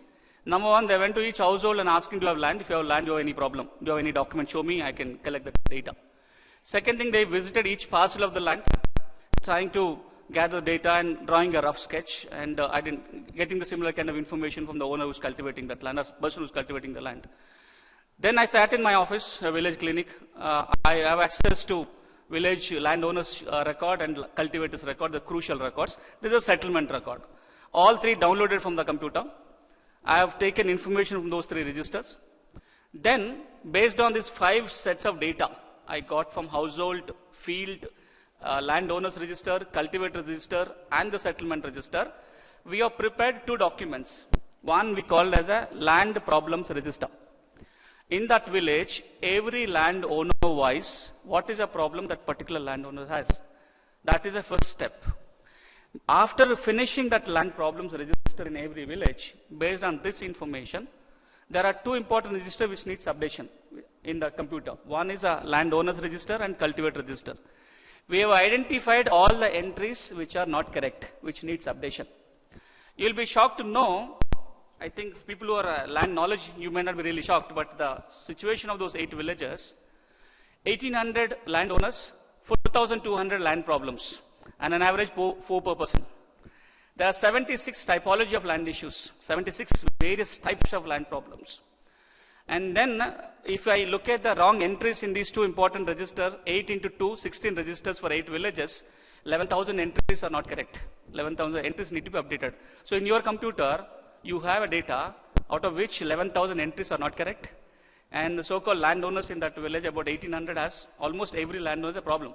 I keep telling my team members who's working on ground, show me one landowner who has all 3, possession and all the records correct, and he has the documents in his hand. We could not find one single person until now in those 8 villages. That's a story of not just 8 villages. In fact, sir is here, even in AP also, that was a partly story. Thanks to the Chief Minister's initiative, they tried hard for last 2.5 years, and they've corrected 1 crore entries in the land records. Just in land cultivators record, ownership record, 65 lakh entries to the desk work, another 35 lakh entries through a community participation, organizing Gram Sabhas and all. So the point I'm trying to make, number 1, it is important that you get the correct data into the system, whatever technology you use. To get the correct data, not necessarily that you need to have the regular department doing all that. That part can be decentralized, involving the local youth. It doesn't take much time. Number 3, in India, we used to have this system called, even in North India, I think it's called same thing, annual inspection called Jamabandi. Every year, the land administration officer goes to village, verifies every record. I think, unfortunately, last 10 to 20 years, in most of the states, that process is stopped. And if you can do that with the community participation, at least one time if you do it, a matter of 2 months to 6 months, you will at least get a more accurate picture. If I can use a medical language, at least you know what is a disease. Not only you in the sense the system, but every landowner will know whether he has disease or not. Today, unfortunately, in terms of land rights, most of the people doesn't know that they have a problem. They will get to know when they enter into a problem with a neighbor, or when they go to bank, or when there is a land acquisition, when there is a dispute, then they will know. So what, in fact, this community has done, very simple thing called land rights test. For every landowner, they performed what is called a land rights test. By performing that test, they came to know whether there is a problem or not. If there is a problem, they rectified it and put it in the record. If there is no problem, the very document which will be a product of the test can be an evidence for the owner subsequently if there is a problem. And in this particular village, with this kind of initiative, out of 8 villages, 4 villages, complete land records are cleaned, and around 200 landowners got patta. This particular village, I was there yesterday, 73 families have received patta, land records corrected. Out of 73, 52 families for the first time in independent India got loan from the bank. 20 lakh loan is granted by the local bank. And yesterday was a celebration. I reached Hyderabad late in the night, and morning I'm here. I'm straining my voice, so sorry if there's any problem. But with that happiness, I came back here to tell you that if this has to happen, believe in community. Believe in local youth power, and they can contribute in a big way to improve your technology and make your technology work properly. Now, what is happening in Telangana? Let me share very briefly there. inspired by this couple of villages for activity and also triggered by the fact that sir might be knowing, Telangana Chief Minister has announced 4,000 rupees per crop input subsidy to the landowners. That means if I have 1 acre of land in a year, I'll get about 8,000 rupees as an input subsidy from the government, starting from next year. Unfortunately, there are 55 lakh owners, at least as per the records. Government very recently got a survey done by the Agriculture Department to know who is cultivating the land, because I need to give 8,000 rupees. I need to know whom I should give this 8,000. The survey suggested out of 55 lakh landowners, only 20 lakh landowners are coming in the list. The rest of them are not coming into the eligibility list. Very simple reason, I'm a cultivator, I'm an owner, but my name is missing in the record. If my name is missing in the record, I will not get the money. One, that eligible person will not get the money. Second, who will get that money? A person who might have sold away that property 20, 30 years back, maybe sitting in Washington, D.C., Delhi or Hyderabad somewhere, in his bank account, he'll get that 8,000 rupees money. And the burden on the state is 12,000 crores per annum. And estimation is that out of 12,000 crores, 6,000 crores will go to wrong persons and eligible people will not get it. So this is, I don't want to take much time, but I just wanted to tell you the very fact that unless you focus on cleaning the data and doing it in the right manner, and it will not work. And let me, before I conclude, there are 2 more points I just want to mention. In interaction, I can discuss more. Our Honorable Deputy Chief Minister once asked, Sunil, if we need to scale this program of community-driven land records updation, what you initiated, what will be the cost to the state? What is the cost and what is the benefit, and what could be the flip side, that if we fail, what will happen? I told the Honorable Deputy Chief Minister, sir, there are 10,859 revenue villages in Telangana. For a rough calculation, let's say 10,000 villages.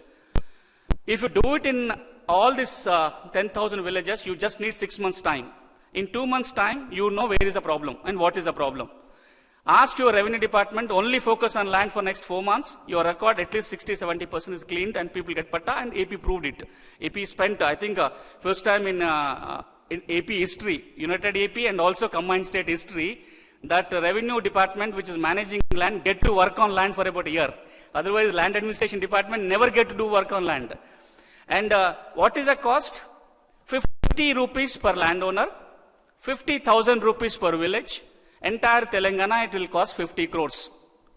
And what are the benefits? First benefit, forget about cleaning any data, giving any patta. 30,000 rural youth will get a wage employment for 60 days to 100 days.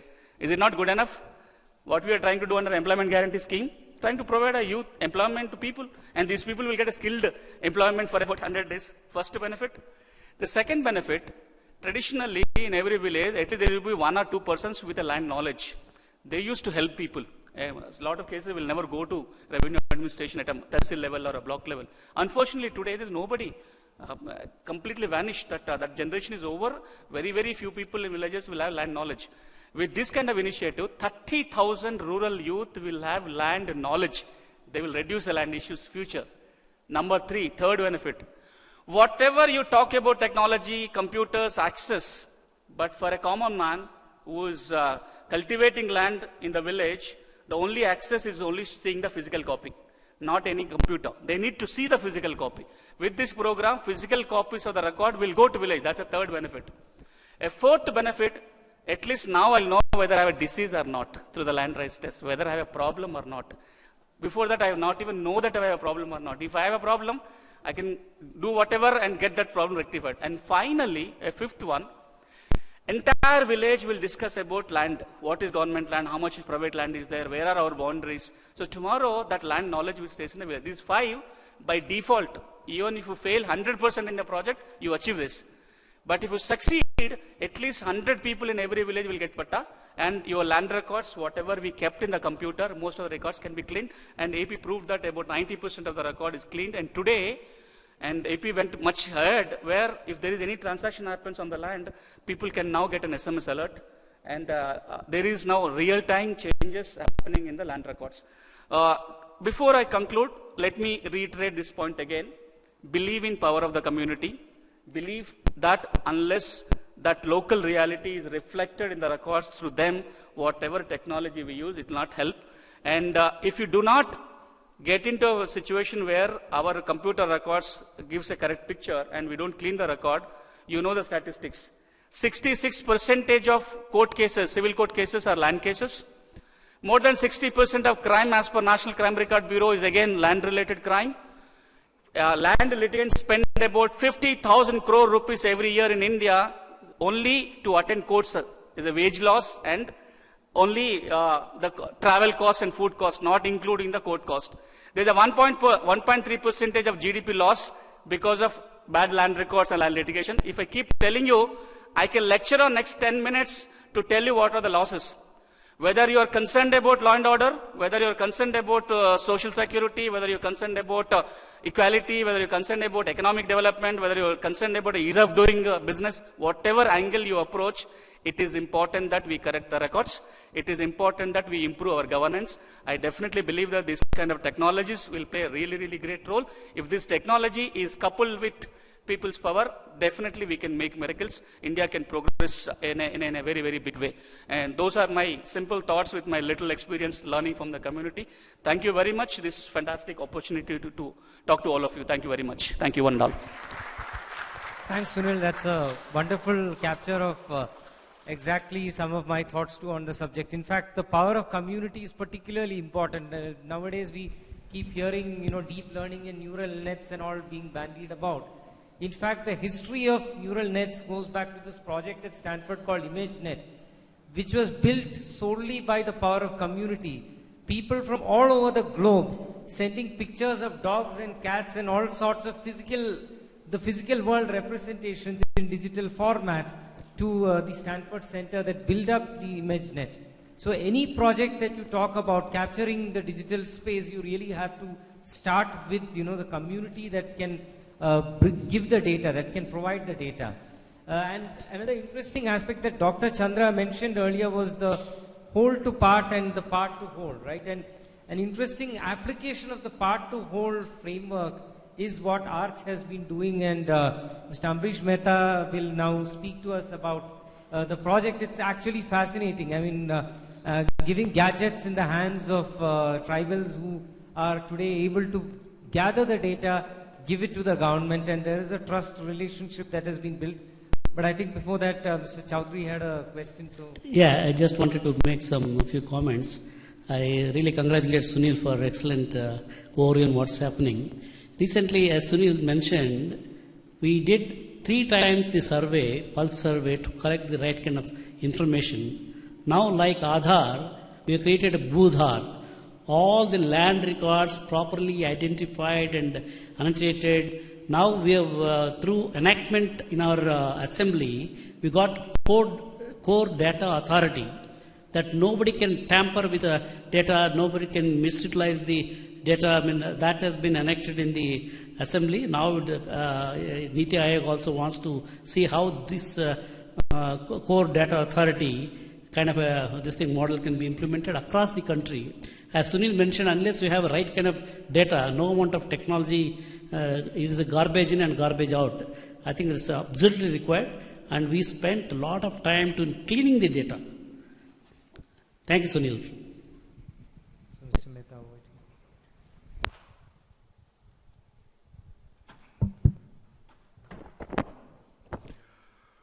to you. Thanks. Sunil has raised most of the points which I wanted to raise, so in a way it would be a repetition. We are also working in a tribal area of Gujarat, where 90% of the land belongs to government. Only 10% is private land. 90% of the families and households are classified landless, although all of them are cultivating land since ages.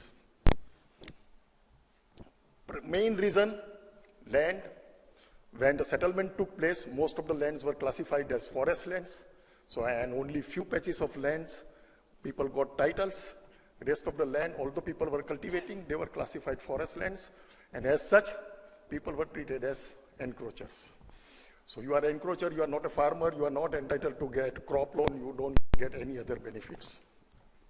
That was the situation, and they were facing all sorts of harassments and problems and from the forest department. That went on for many, many years. What has then Forest Rights Act came in 2006, which recognized that tribals who are cultivating these lands, forest lands from ages, should get titles over these lands, and so that they can, they become landholders, farmers, and they get all the benefits of a formal economy. That is how this act came into being.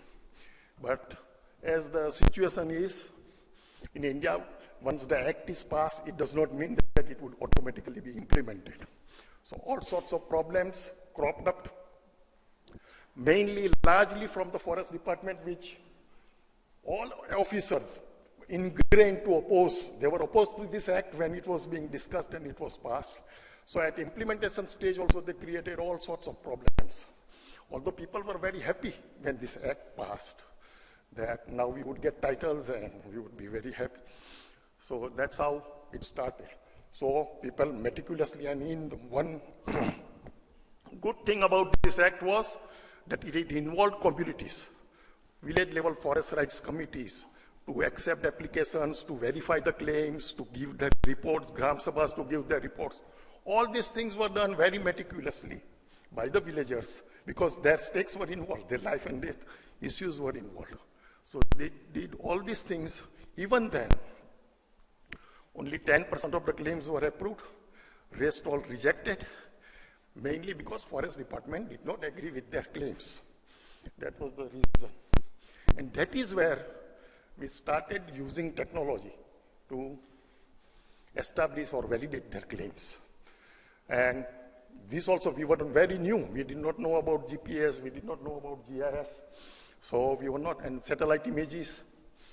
But one of the things this act and the rules had, that satellite images would be considered as an evidence, government record evidence. That was what was there in the act. So we thought that whether we can use this to establish the claims of the villagers or support the claims of the villagers. Interestingly, we just put rough village boundaries on the satellite images, gave these images to the villagers, that whether you can identify which plot belongs to whom in these satellite images. And you won't believe that they took some 10 minutes, 15 minutes to get themselves oriented with the images.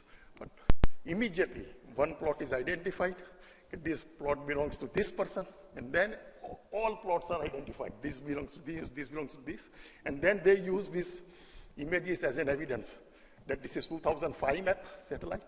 We are cultivating this land, and it is clearly seen as an agricultural field in the satellite image. So our claim should be approved. That was also not accepted. So next step, we gave these forest rights committees GPS surveys, simple GPS instruments. And they did GPS surveys of each and every claimed plot. We superimposed these plots on satellite images of 2005, 2007, 2014, so that you can show a continuous possession over the years. These were placed as evidence. We had to fight, we had to go to High Court. And eventually, even after submitting this evidence, which clearly showed that most of these families, 90% of these families are in possession of these lands over so many years, Forest Department, instead of rejecting, because initially all the claims were rejected, but because of High Court intervention, they were reopened, and High Court had directed the Gujarat government to re-examine all these claims. And during this re-examination process, all this evidence of GPS and satellite images was presented. So we submitted all these things. We carried out surveys, and people were so excited about this that once they found that this is what, within 2 years, we could finish survey, and this was happening, nothing much was moving out. But more than 25,000 plots were surveyed by the villagers themselves, maps prepared, submitted, and given for the authorities submitted. Even then, they just sat on it. And now we won't reject, but we would keep these things pending. So using technology or generating evidence does not ensure that you would get your claims approved. Eventually what happened, now the things moved. We had good secretary, so the only question was to get an authority, an independent agency which would validate whatever has been done by the villagers. That was, and now we are in the process where most of the claims in Narmada district at least would get approved, about 20,000. So in these 40 villages which we are working, they have already endorsed, they have already corroborated what the villagers have done, and they would get titles over the land which they have been actually cultivating for many years.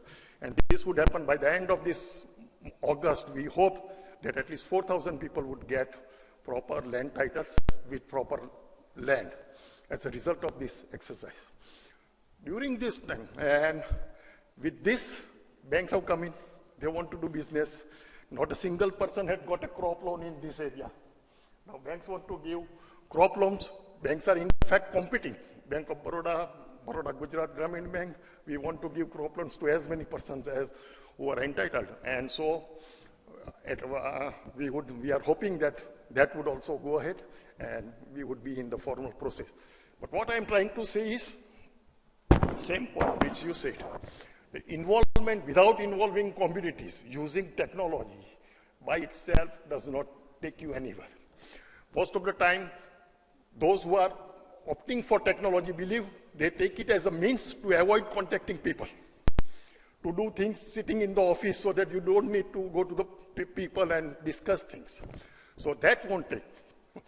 During this survey process also, disputes would come up, and these disputes have to be resolved. And for that resolution of the disputes, technology can help, but they have to be resolved by individuals, and that has to that we must take into account. Technology itself cannot help us in that. So, at the same time, he raised this issue of land records not reflecting actual ground level reality. That is true for most of the India, especially true about lands which are classified as government lands. Large tracts of land classified as government lands, people are cultivating them, using them in one way or another, no record existing, and digitization of land records helps, but it helps only those which enter their names are entered. So that updation, which we need, and I don't know about other states, but in Gujarat we know that last land settlement took place in 1920s. Right now we had resurvey. The original land settlement was officers going on horsebacks in change surveys. Those maps are much more accurate than the resurvey maps which have been carried out with digital GPS and all those, because they just did not survey. They just selected few points, superimposed the old map, and then digitized it. So all surveys, all mistakes that were there in the old maps are there in the new maps. Boundaries are wrong, and as you said, most of the village maps are not geo-referenced. So all the boundaries are getting wrong. So these are some of the issues. As for this is what the same thing. You correct the main records, then only this technology can help. Thank you so much. Thanks, Mr. Mehta. So before we open up to Q&A, I had a couple of questions, in fact, directed to Dr. Chandra. So one thing, it's a common, sort of assertion, the citizen versus state, relationship. And as one understands it deeper, there is no one kind of citizen nor one kind of state. A lot of these issues are also about the political economy surrounding how things are getting done. And there are political actors who want more transparency, and there are also political actors who want the existing state of affairs to continue. So how do you perceive technology adoption from this vantage point of challenges when it comes to actual operationalizing and getting, the government staff to adopt or change the way they are transacting and recording land rights management? See,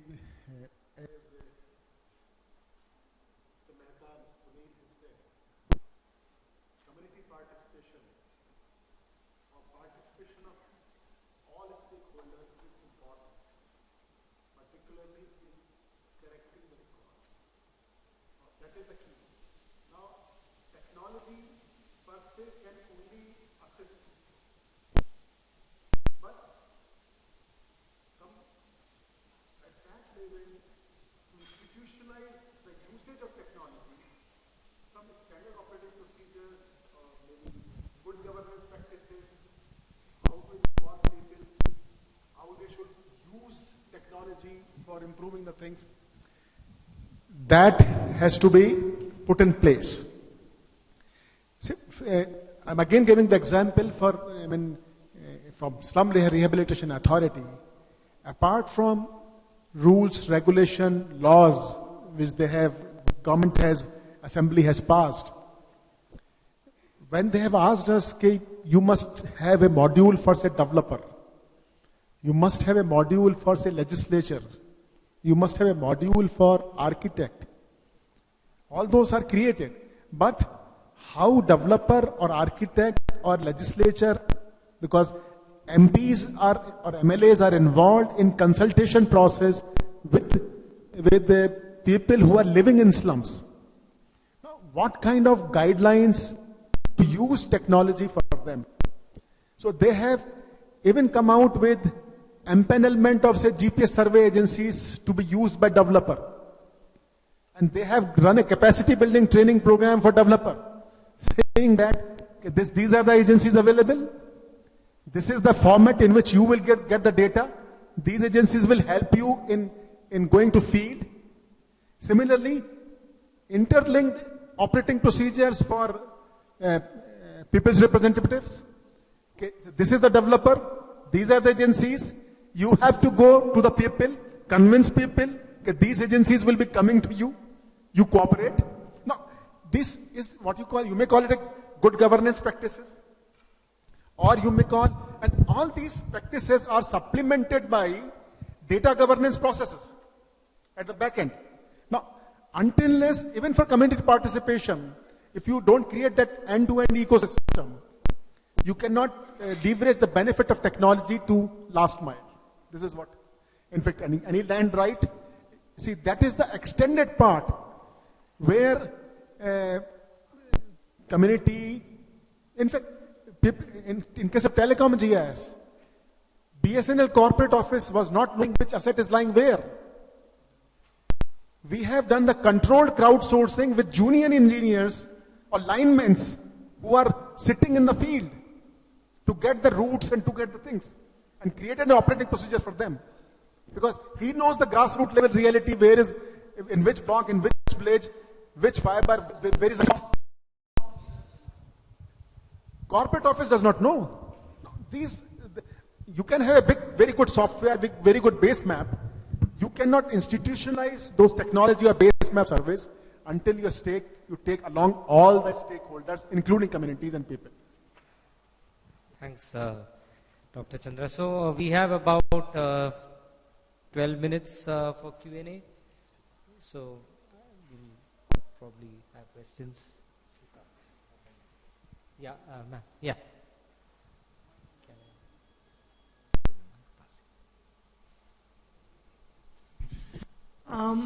This question actually arises from both what Ambrish and Mr. Chandra said, but I don't know whether, it will probably be best answered by Mr. Chaudhary, but anyway, let me just put the question. Mr. Chandra had spoken about, PDS and digitization and various uses of, technology, and which can be this, leveraged on blockchain. And Ambrish spoke about the resistance of officials, even when technology was providing the solutions.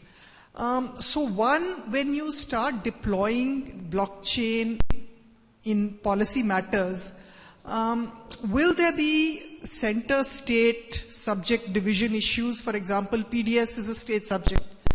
So even if the center wants to do something, to what extent can it go to the level of the state? And how does one address the issue of resistance? If you want a nationwide blockchain thing, and if some states say, we're not going to come on board, or if officials start resisting, like Ambrish's experience has been, what happens? So I don't know whether anyone from the panel can answer this question, or whether Mr. Chaudhary could address this. That's up to the chair, of course, whether to throw the question at Mr. Chaudhary or not. We can start with the panel. What you are saying is right. In one of the presentation, people have talked about data laws. See, this country has multiple policies, particularly for geospatial domain. I know national map policy. There is a separate policy for aerial photography. There is a separate policy for satellite data. And today still there's a lot of confusion about UAVs and drones and other things, because many people goes for clearance from civil aviation and so many things. Now, when entire topic of data governance, data-led governance, these issues need to be addressed. And also, because technology is quite disruptive. And in fact, various forums in which, in fact, I am also a member, and definitely state-center relationships, sharing of data, open data platform, as per the National Data Sharing and Access Policy of DST, is still not many data, which is particularly in geospatial domain, is not made public. So these are the issues as part of larger, as we are trying to handle GST. In same way, data and data policies, center versus the state, need to be taken care of. Because, when I talk about the GIS policy, Ministry of Defense tells me for any value addition, you should come back again to us for clearance of vital area and vital points. Now, GPS location is captured real time. Assets are geotagged, whether it is an REGA scheme, whether it is Swachh Bharat mission. I don't have time to go back. So, and certain policies of 1967 and on that, I'm not aware what is that. When I have got the clearance from, security clearance from defense, single map committee, they will say your GIS portal should be compliant to these policies. Starting from 1923 Official Secret Act, they list out everything. So this thing has to be looked into when we are talking about end-to-end system. Whole end-to-end dimension is also getting extended with IoT, sensor, and so many things. So many information is coming real time. Your policy framework is not changing according to that. So maybe state government, Mr. Chaudhary can address this, and maybe central government together, like GST. So policy framework for data governance is an area where all states, including center, should address that in holistic manner. Yeah, I agree with you. Within the state also, forget about state and central government. Within the state also, a lot of department, they don't cooperate to share the data among the different department. A lot of resistance was there even for us to integrate all the different applications into one single application. When we were preparing the e-Pragati as the standard platform, integrating all the, like for example, land becomes one of the important thing. We created a land hub, and all the other departments have to share the thing. It's not easy, but I think you need to have a political will to make that happen. Within the state itself, there's resistance is going to be, a lot of resistance will be there. And as morning Vishal from IBM gave a presentation, that blockchain technology as a platform as a service, if that kind of a uniform platform is created for a state or between the states, so this thing, that will be quite easy. Maybe that is a way forward if a country has to go for implementing such technologies in a uniform way. That kind of a platform has to be created. Thanks, Mr. Chaudhary. Any further questions? Yeah, Andrew.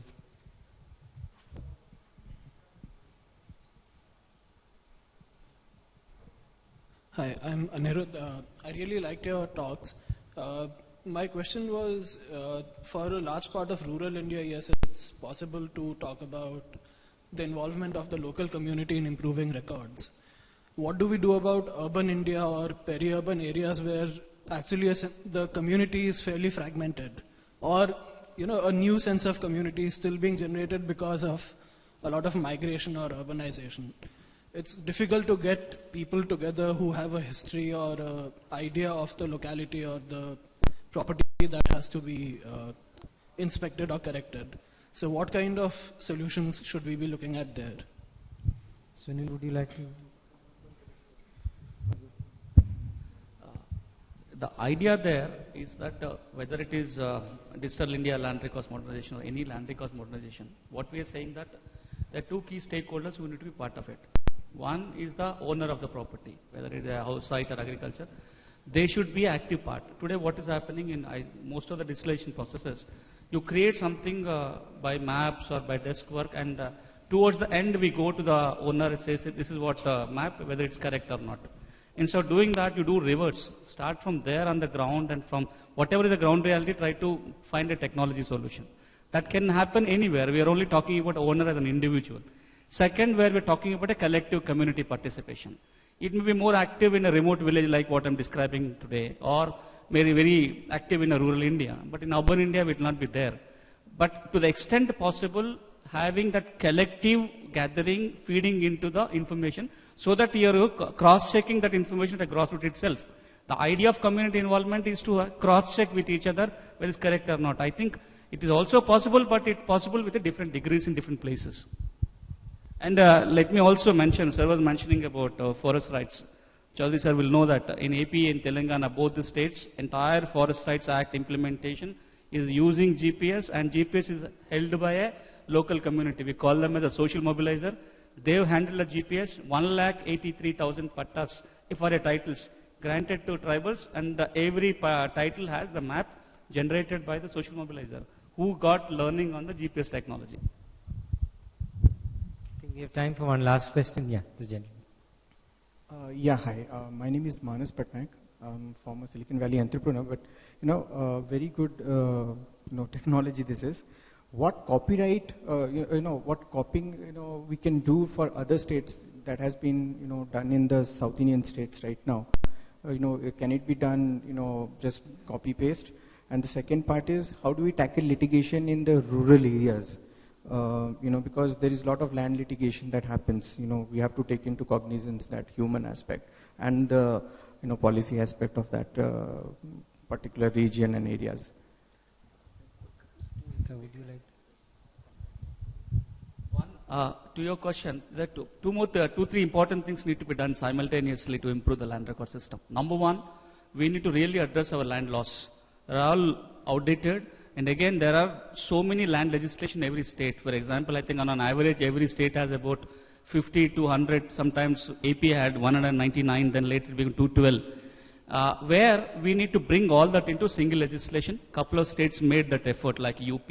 AP, we made an effort in 99, but we could not take it to logical end. So one solution that you need to simplify land legislations which will support entire this process. Second thing, every state has a different survey and settlement acts, which talks about a different process and different technologies. All of them are very old legislations. Unless you change your survey settlement act, these technological solutions cannot be brought in. Third, all our Record of Rights Act all talks about manual record. They don't talk about technology record. Now both AP, Telangana passed legislation validating the records in the computer. Until we validated that, whatever you keep in the computer, it is only for academic purpose or a research purpose. It will not have a legal value. So you need to improve that. That is one. Second thing, to address the disputes, when you go for a mass cleaning of the record, there will be huge disputes. So what we can do, two ways to do it. One, that you settle most of the dispute at a village level by organizing village meeting, gram sabhas or village courts. There's another method on a long term. Bihar has done a fantastic work on that. They brought a beautiful legislation called Bihar Land Dispute Resolution Act and a Land Tribunal Act. That means now there's a clarity if there's a dispute where I should go, and there's a time limit. At a state level, there's a tribunal. So cases are not going to high court. That means you're cutting down on time. It is a systematic exercise.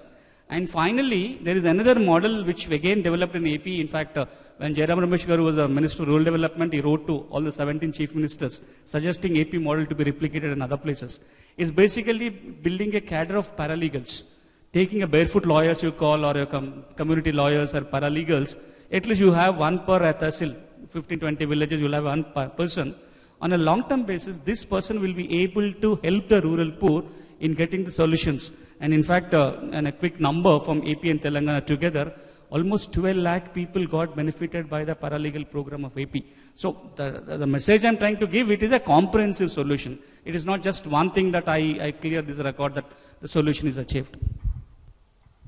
Thanks, Sunil. Thanks to all the panelists for a fantastic discussion around actual rollout of technology in the real world and the problems that you face, whether it's urban or rural settings in India, and the kind of challenges ahead. I think now we have the panel on the policy aspects, and so with that we could have a better and more comprehensive overview of what India could do in terms of blockchain technology deployment. So with that, thanks for your patience and for the wonderful discussion.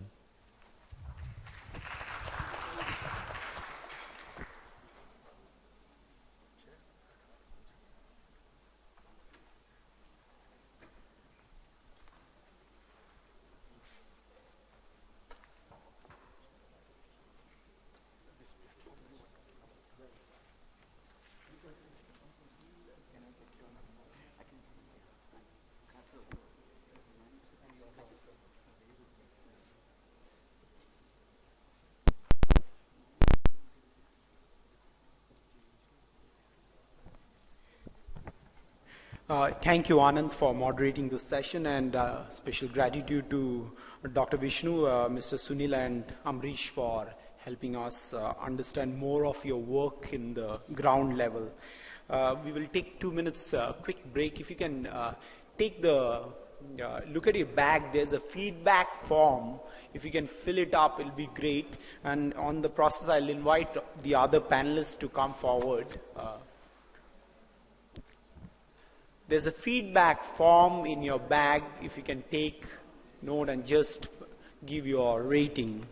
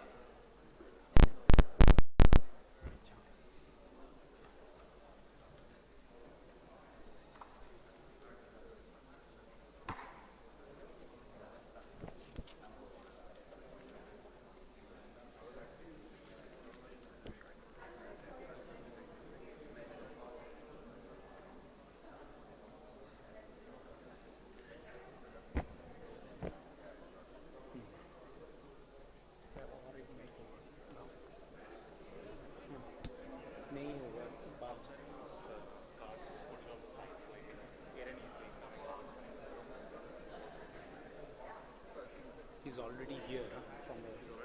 You can come in. Sumendra is here, right? Okay.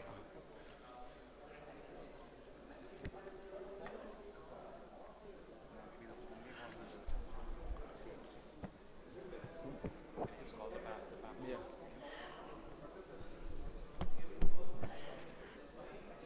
Okay, we have the final session, the session that will highlight largely on the policies, which is much spoken over the day, and we have three panelists who will help us. This session will be moderated by Nikhil Narendran, the partner at Trilegal Bangalore. I invite Mr. Sumendra Chattopadhyay, Research Director, Center for Internet and Society, New Delhi. Mr. J. Chaudhary, Special Chief Secretary, IT Advisor to the Chief Minister, Andhra Pradesh.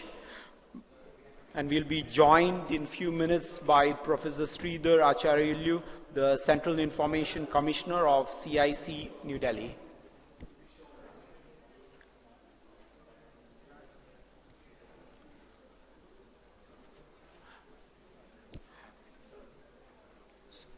Mr. Sumendra.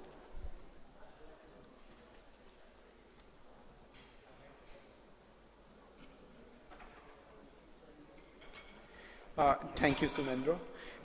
The session will explore issues of governance challenge for big data and the transition to technology-enabled complex state services related to the property transaction.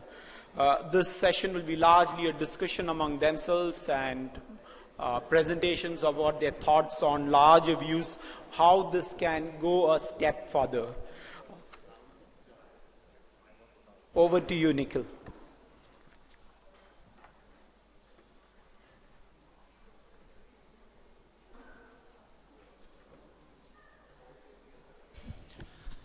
Good evening.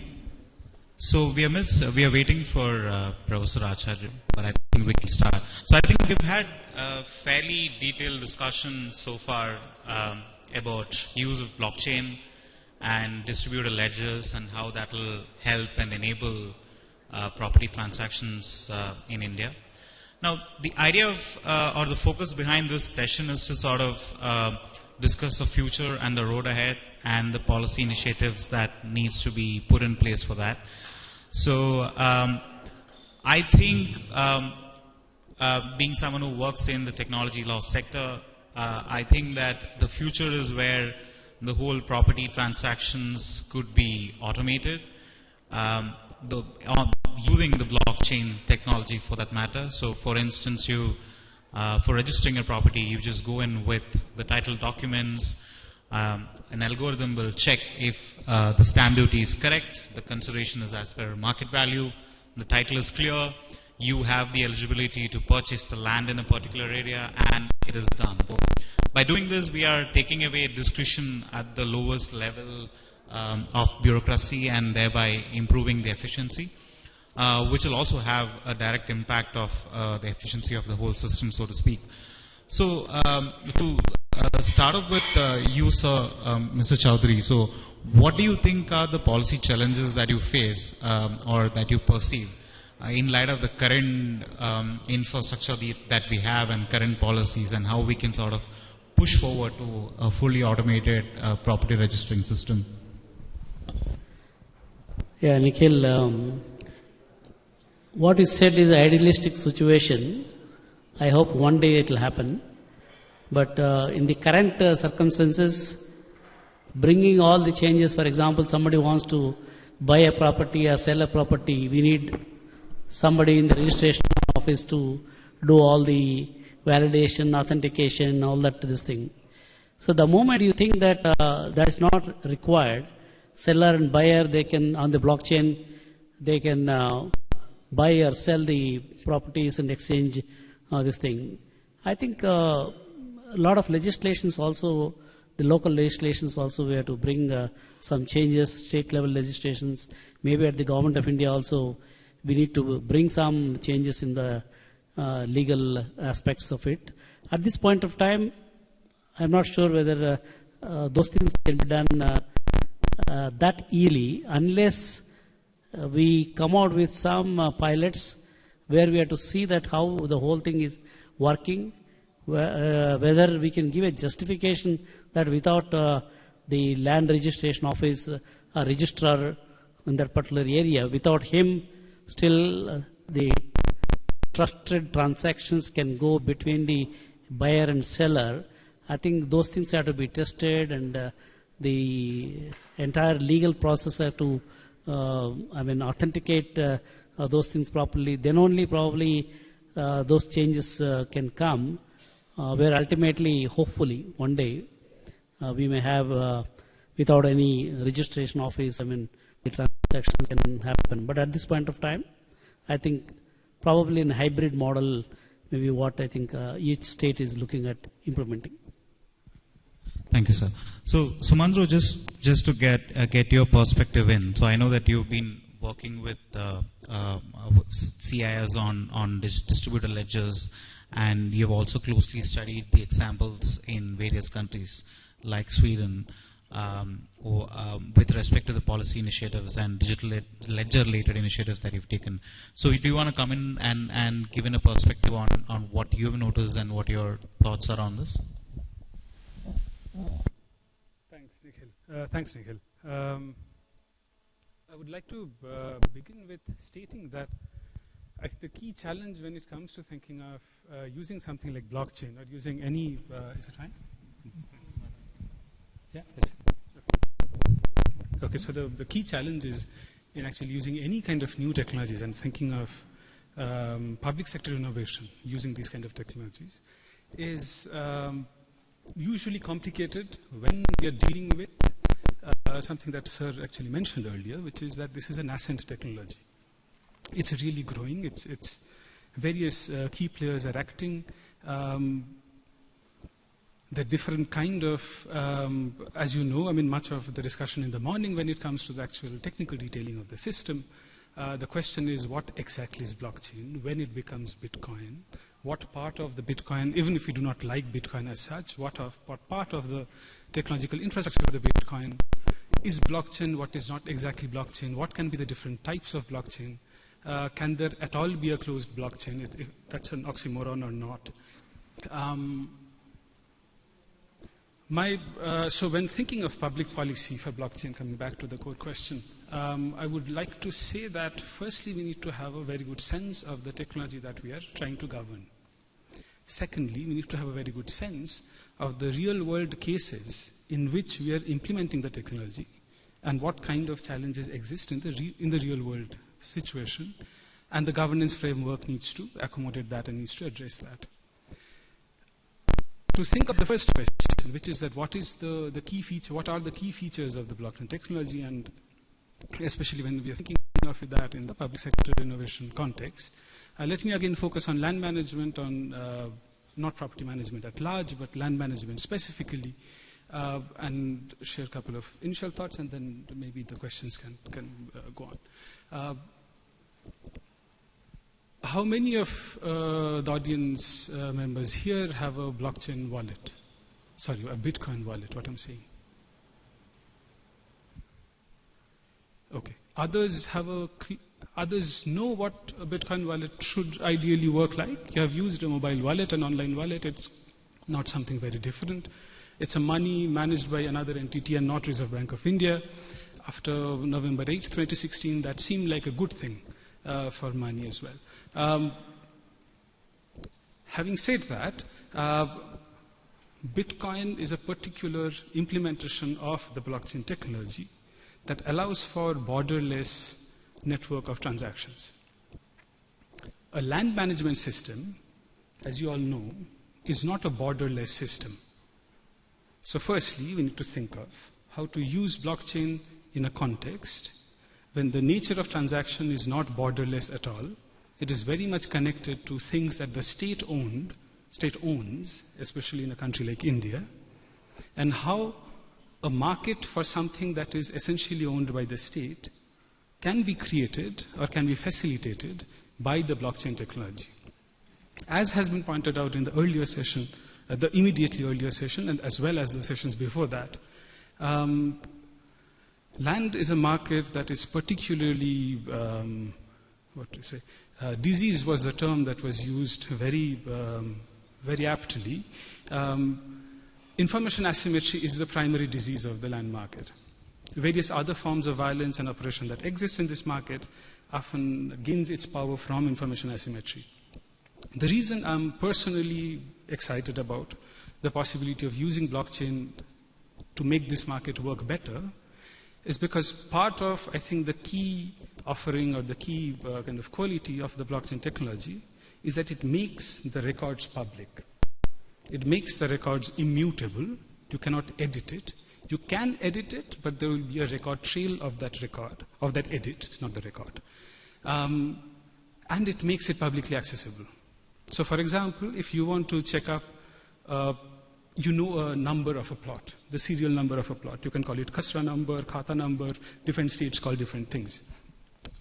If you have that number, and say we have a land registry system based on blockchain, you can look up who is the most recent owner of that land plot, the most recent possessor of that land plot, and so on. The reason, let's come back to the public policy question again. So I would say that when thinking of public policy for blockchain, and I can elaborate on this later on, the first thing to think of is public policy for sectoral blockchains, which are for a particular use, as well as Government of India taking certain positions, both the central government and state governments. In certain cases, it's quite likely that the state governments would be more entrepreneurial and create this space before the central government actually has a more comprehensive policy about any such things. It's important also to think of blockchain as a global phenomenon that is beyond specific use cases that the government may have. And that is, again, where all the discussion about the need to create human capacity, the need to create kind of environment where investment can flow in to new companies and older companies in India that are getting into the blockchain system, thinking about how the public projects that the government is interested in organizing around blockchain can be a site for experimentation, for creation of open source software, for contribution to existing open source software projects, and so on. The Dubai example was used earlier. I'll just finish this with that. It's very exciting how the technical partnership of the Dubai project is taking place, where IBM and Hyperledger are involved. Hyperledger is a Linux Foundation-based project to create a blockchain framework for various kinds of use cases. It brings in IBM as a technical player. It brings in open source software platform as a technical actor in the Dubai blockchain strategy itself. One hopes that it will not only use open source software, but actually will create open source software. That's the big hope in terms of how technology and governance and public projects are concerned. Thank you. Hello. Thanks for that. So just one point which sort of I'd like to bring to discussion is often when we implement technology solutions to deliver governance or deliver services to people, what often gets is that we try and build a technology that is perfect with the aim of ensuring that there's no leakages in the system, it is very efficient, and in the process we often forget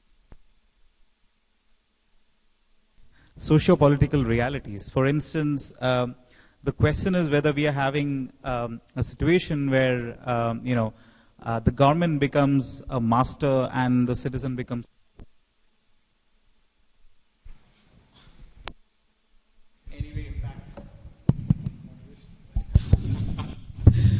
will it in any way impact the service delivery or the efficiency? So just wanted your thoughts from that, and then we can move to Professor Acharyulu, who can weigh in from the data perspective at the big data and the privacy concerns surrounding the use of technology like blockchain for property.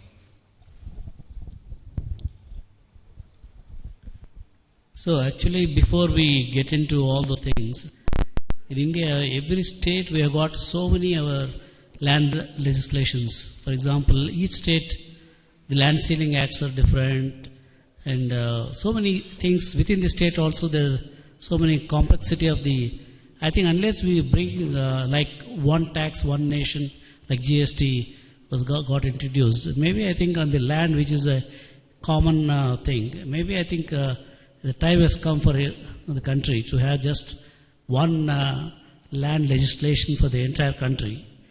If you have that kind of a system, introducing the technology becomes across the country becomes very easy.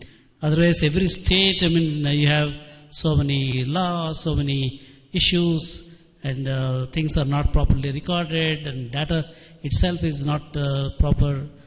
I think in that kind of a scenario, I mean, implementing any technology is going to be a big challenge.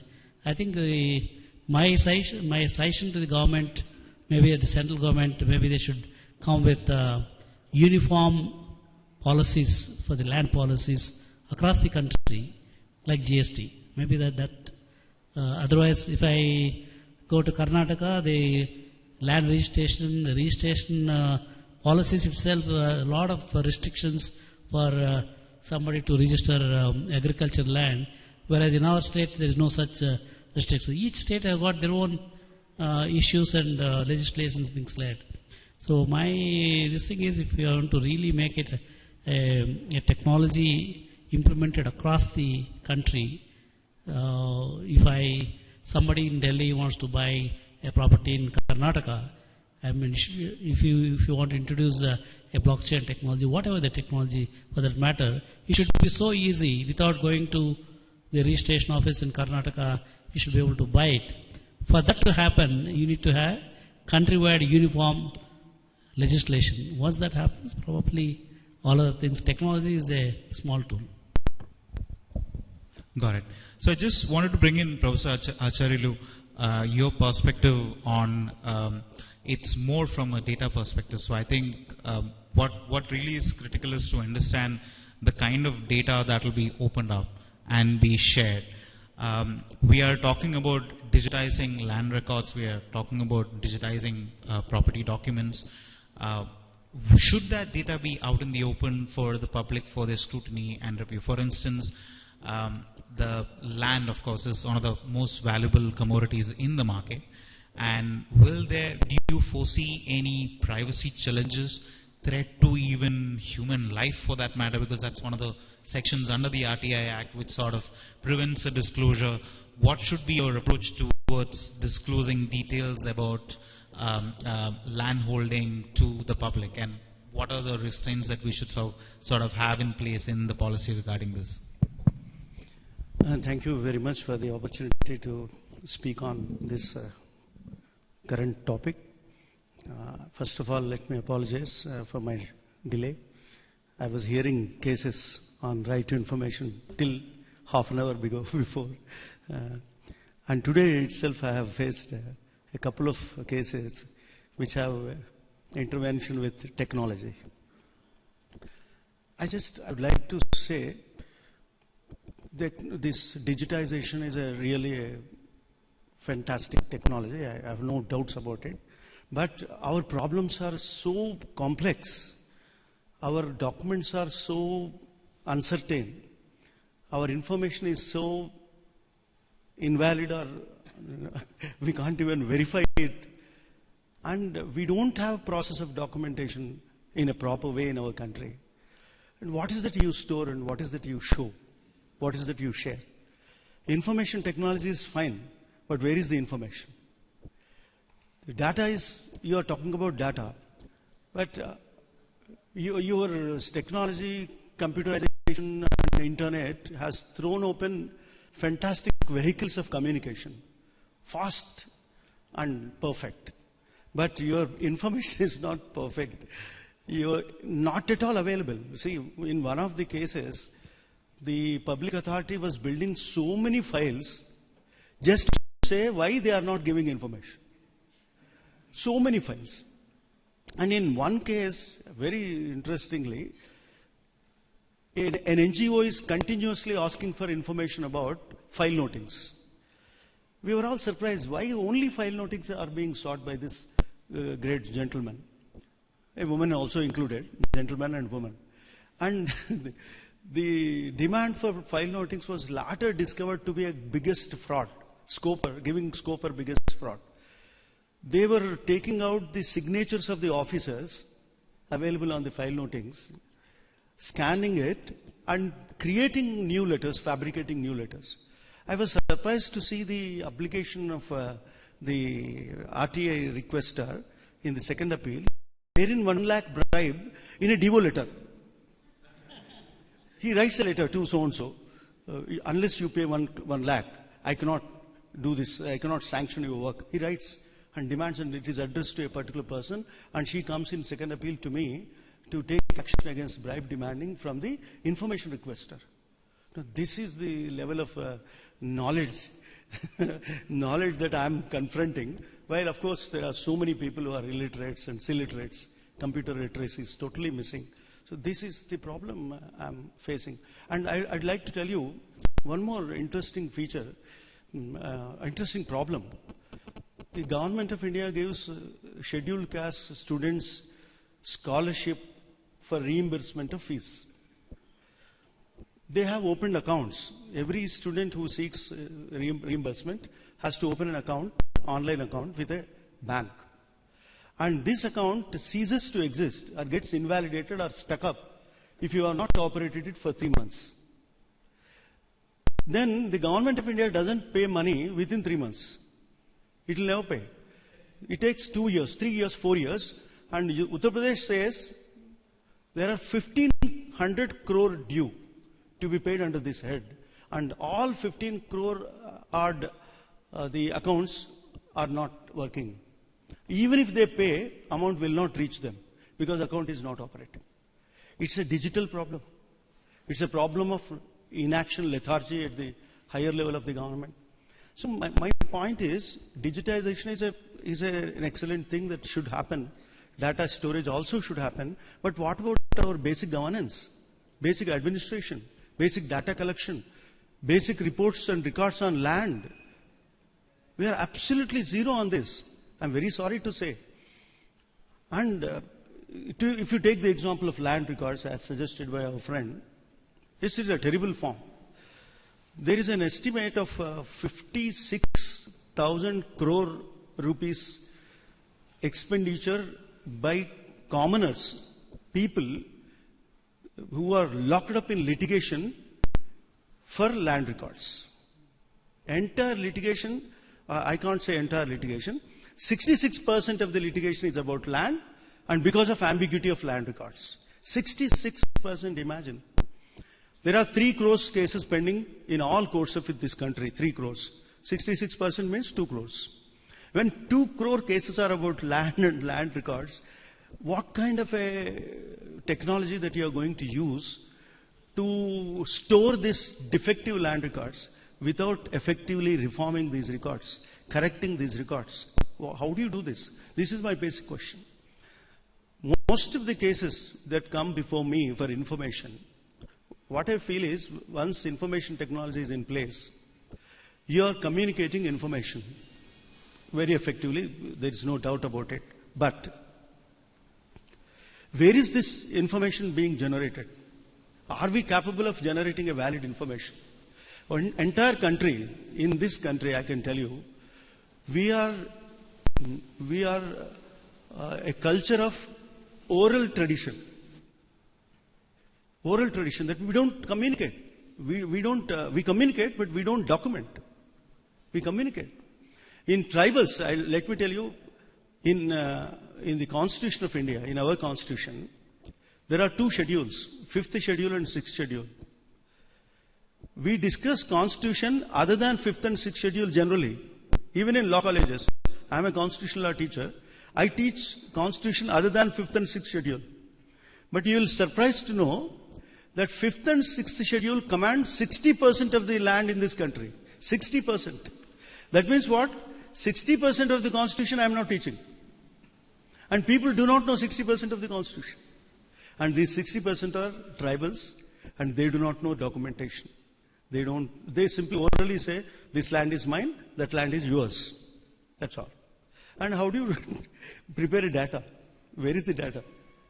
This is the problem. Now, having achieved independence in 1947, it is the duty of the government to create a document for a landowner.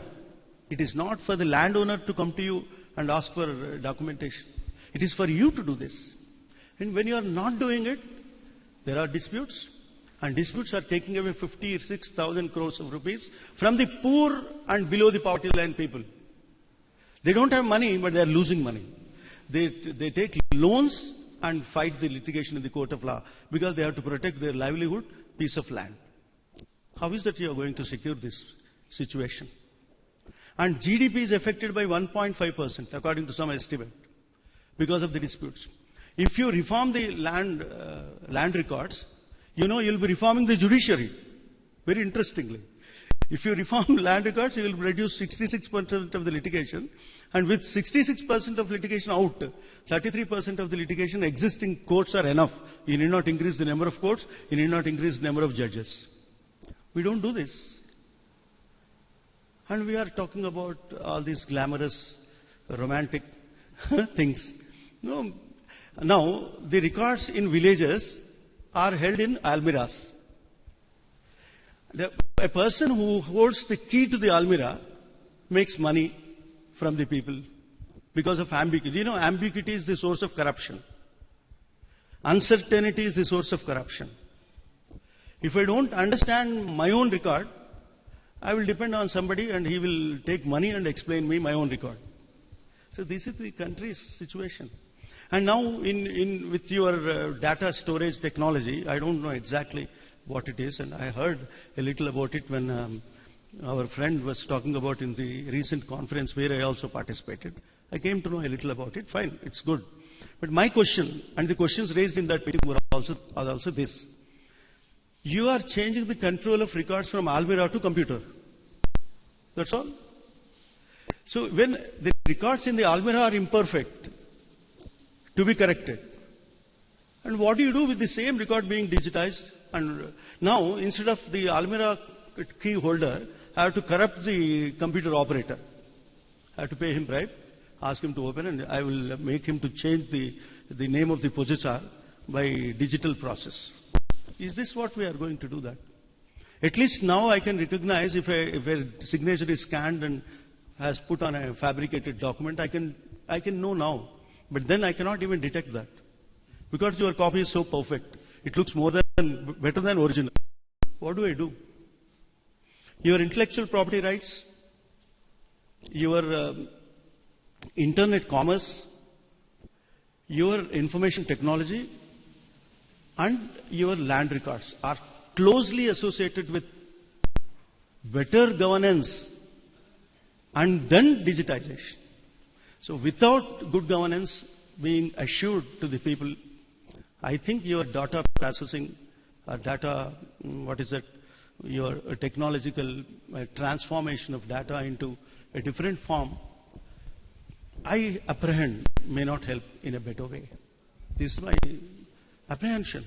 I may not be perfect according to your standards. I'm a illiterate, I can tell you. See, when India became independent, the population of India was 34 crore. And if you calculate, the population of illiterates is roughly 34 crores today. One India is remaining illiterate. One total, complete India is remaining illiterate. And now we are talking about this computerization and this data storage and blockchain technology. Fine. But when these 34% people, 34 crore of people do not access to this, what will happen to this country? So my suggestion is you are welcome with all your innovative programs on technology. But first, you have a precondition.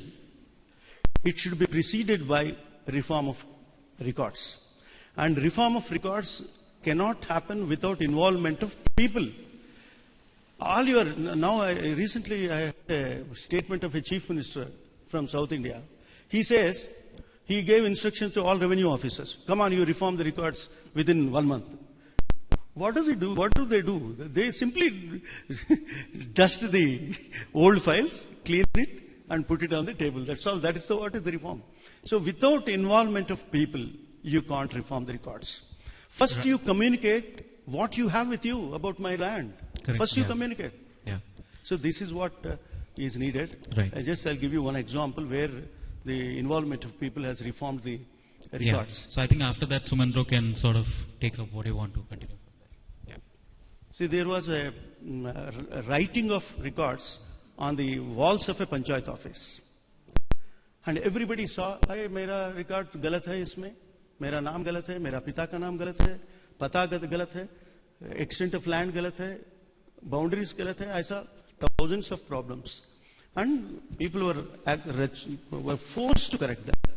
And it was corrected within 1 month or 2 months. So throw open records first of all under Right to Information Act.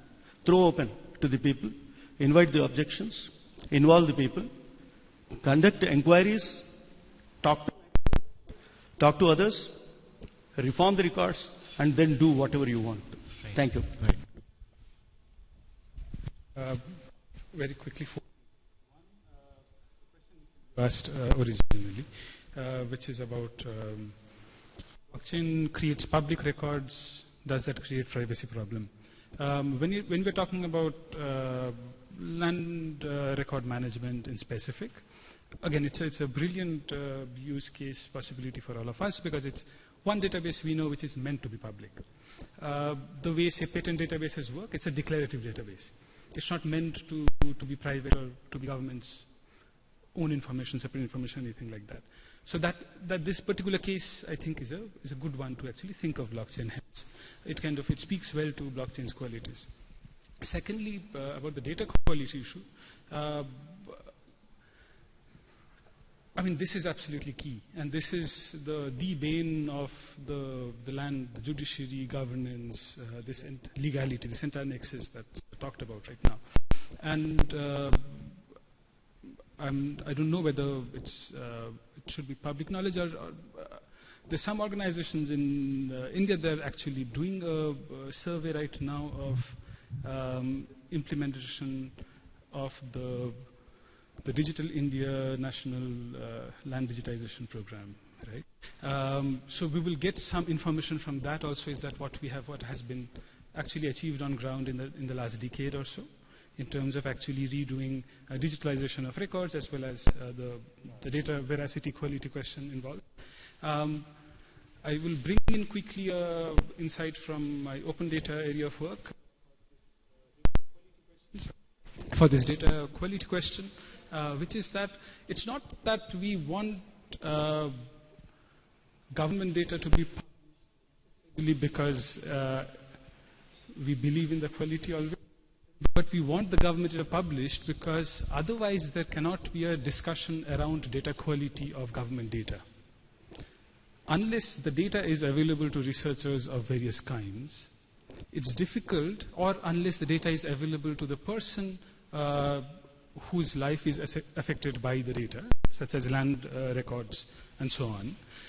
Unless the data public, how does citizens actually even take up the issue of data quality problems? The fourth thing I wanted to talk about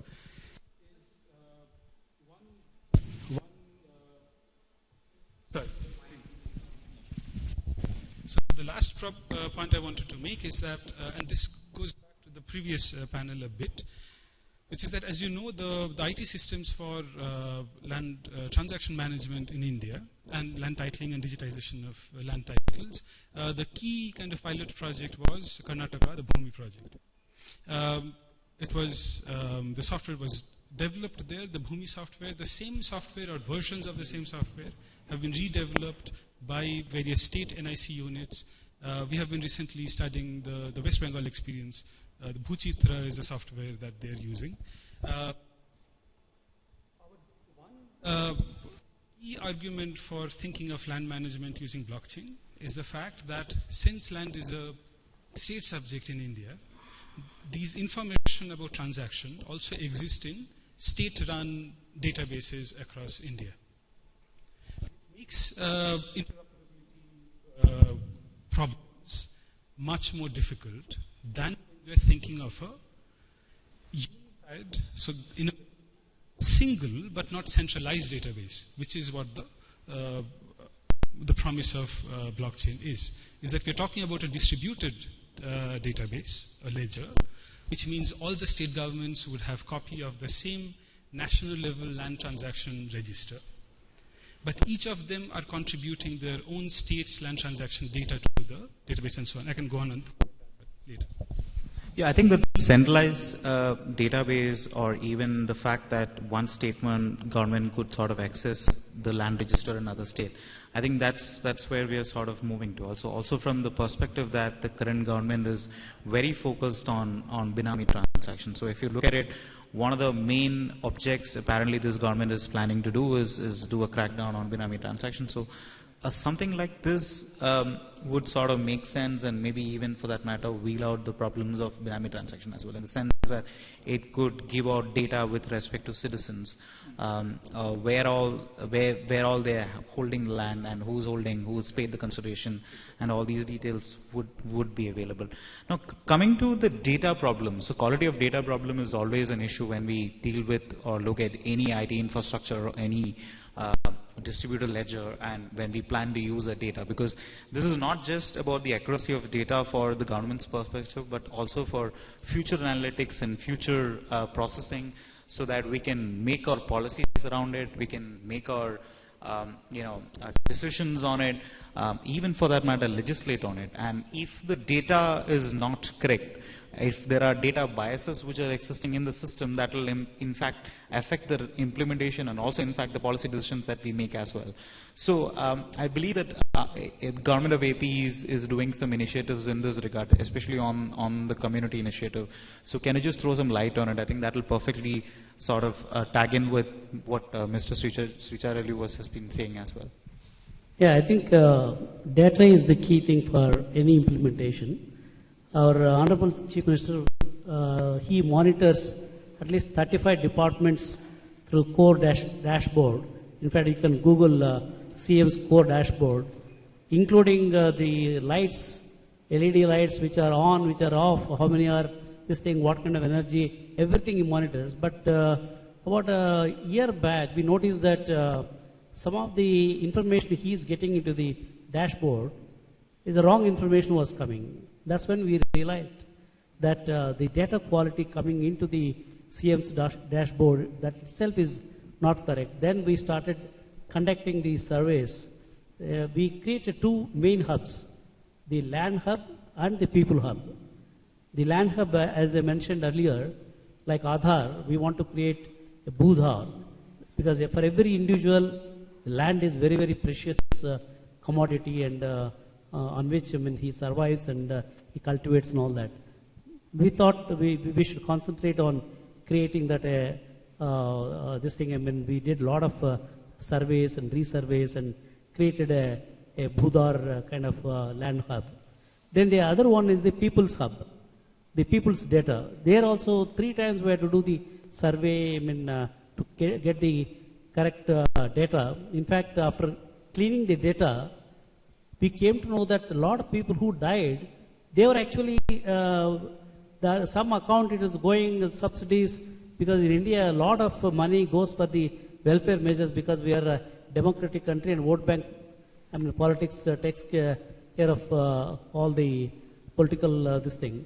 So a lot of thousands of crores were going for some ghost people who are not existing anymore.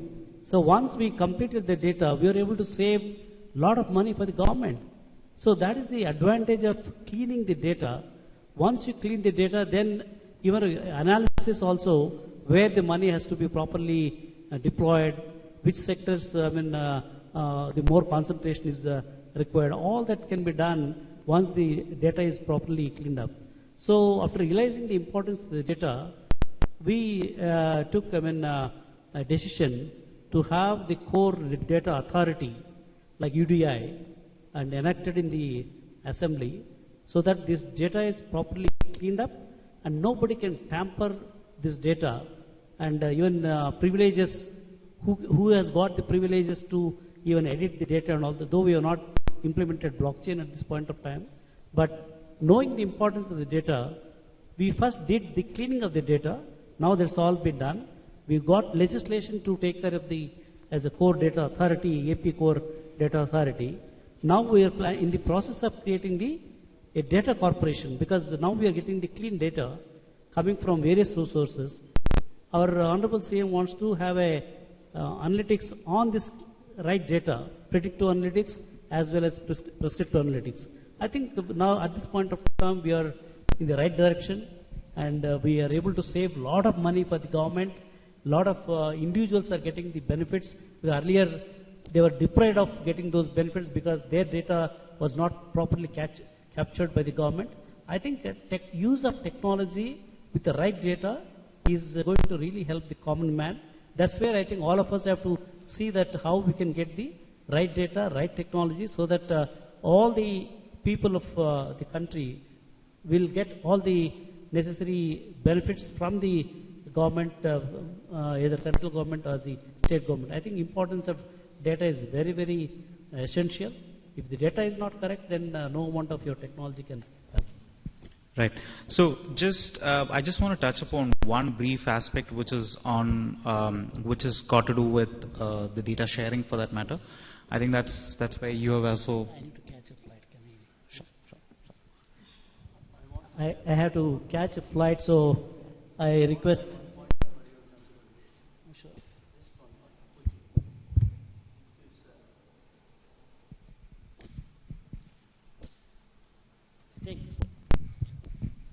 This data availability is fine, but data access is also important. Data access at different levels. Before you finalize the data, it should be accessed by the people. And while you finalize, even during the process of finalization, at every stage it should be accessible. And after your finalization, it should be accessible again. You should also provide a kind of facility to seek corrections on valid grounds, because this is the source of litigation. So, right data and right to data are two important things. So, people's right to data has to be protected along with right data being protected.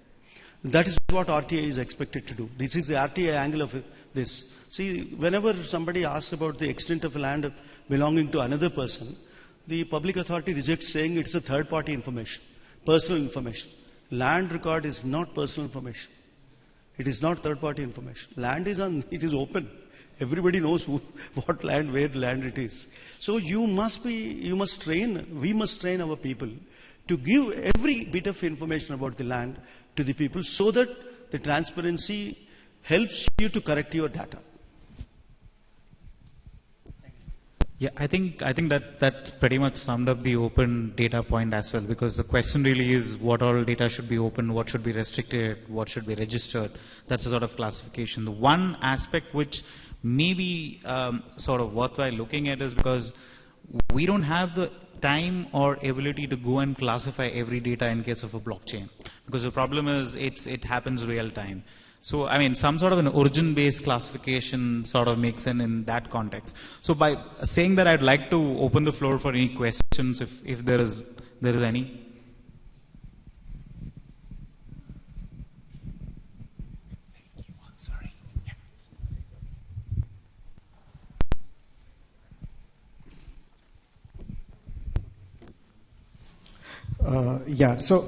Quickly I will just ask the questions. How do we finish the litigation of the backlogs that we have in India? Is there a solution? And, is there, something that will lead to a resurveying of the land? And also, will smart contracts precede digitization? And what is a realistic future of blockchain registry in India? So, all sums up a lot of questions. And I've been taking some notes. And how would we do the data cleaning process that, we were talking about, Mr. Chaudhary? And what is a realistic timeline and effort and challenges that you faced while doing that? And how quickly can that be done across India? Thank you.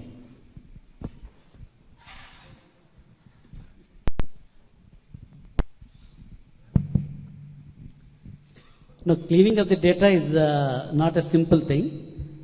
First of all, people, they don't even give the data when our volunteers approach them. It's a Herculean task, but that has to be done. Otherwise, all other systems won't work. So, I mean, as far as the land legislations and all that, this thing, I mean, definitely country requires major reforms. Like I mentioned, that uniform land legislation reforms across the country. Even if you implement the blockchain technology entire India, as I mentioned earlier also, you can't buy a property sitting in Delhi without going to the sub-registrar's office in Karnataka or this thing. I mean, using your whatever the technology, unless you bring the uniform legislations and this thing. I mean, all the intermediate things are replaced by the systems. Once you have the trust and the transparency is established fully, probably governments also may think, okay, this is working fine, then probably we can remove those, those policies have to be implemented. Till such time, I think we need to see how we can implement these technologies across the nation. So I think just to add on to that, I don't think that any top to bottom approach will work for property. It'll have to come from down and then sort of. That's the beauty of blockchain for that matter. We are talking about distributed ledger. So that's an approach which will definitely work. And specifically with respect to smart contracting, I'll let Sumantro sort of take over. But smart regulations in real estate is the way forward. I mean, there's no doubt about it, because the kind of flexibility that it gives in terms of regulation, in terms of the flexibility it gives both from an executive point of view and also from the people's point of view, it will definitely ease out the process. Like my introduction was about how do we automate the registration process, how do we even deny a chance of corruption by automation at the lowest level of a property registry. Because it works on simple formulas. It works on data that is existing in the database. You just need the correlation, and once the checks are done, that's fine. And if there is a problem with that check, there needs to be, of course, some sort of a judicial intervention, or in fact, for that matter, an official intervention to sort of look at it and say, hey, there is a problem with this registry. The stamp duty is not matching, so why don't you go back and pay the stamp duty and come back? So, and all these things should be backed by proper explanation, because we are looking at algorithms making decisions and then it's being implemented at a local level. So if at all there is any question of a right of a citizen being affected by an algorithm, it should be backed by a decision, and there should be definite full transparency for that matter. About the smart contract point, and to echo what Nikhil also just said, that of course when we're thinking of blockchain for land management, especially in India, we will have to think of a hybrid system. What I mean by a hybrid system is that part of it is digital, part of it is analog. Part of it is digital, part of it is analog. So part of it is not necessarily digital. It's not that smart contract, if I'm, others please correct, I mean it's now a discussion I'm guessing. How I understand smart contract or tokenization in this space is that Bitcoin allows you to exchange Bitcoins, so exchange money.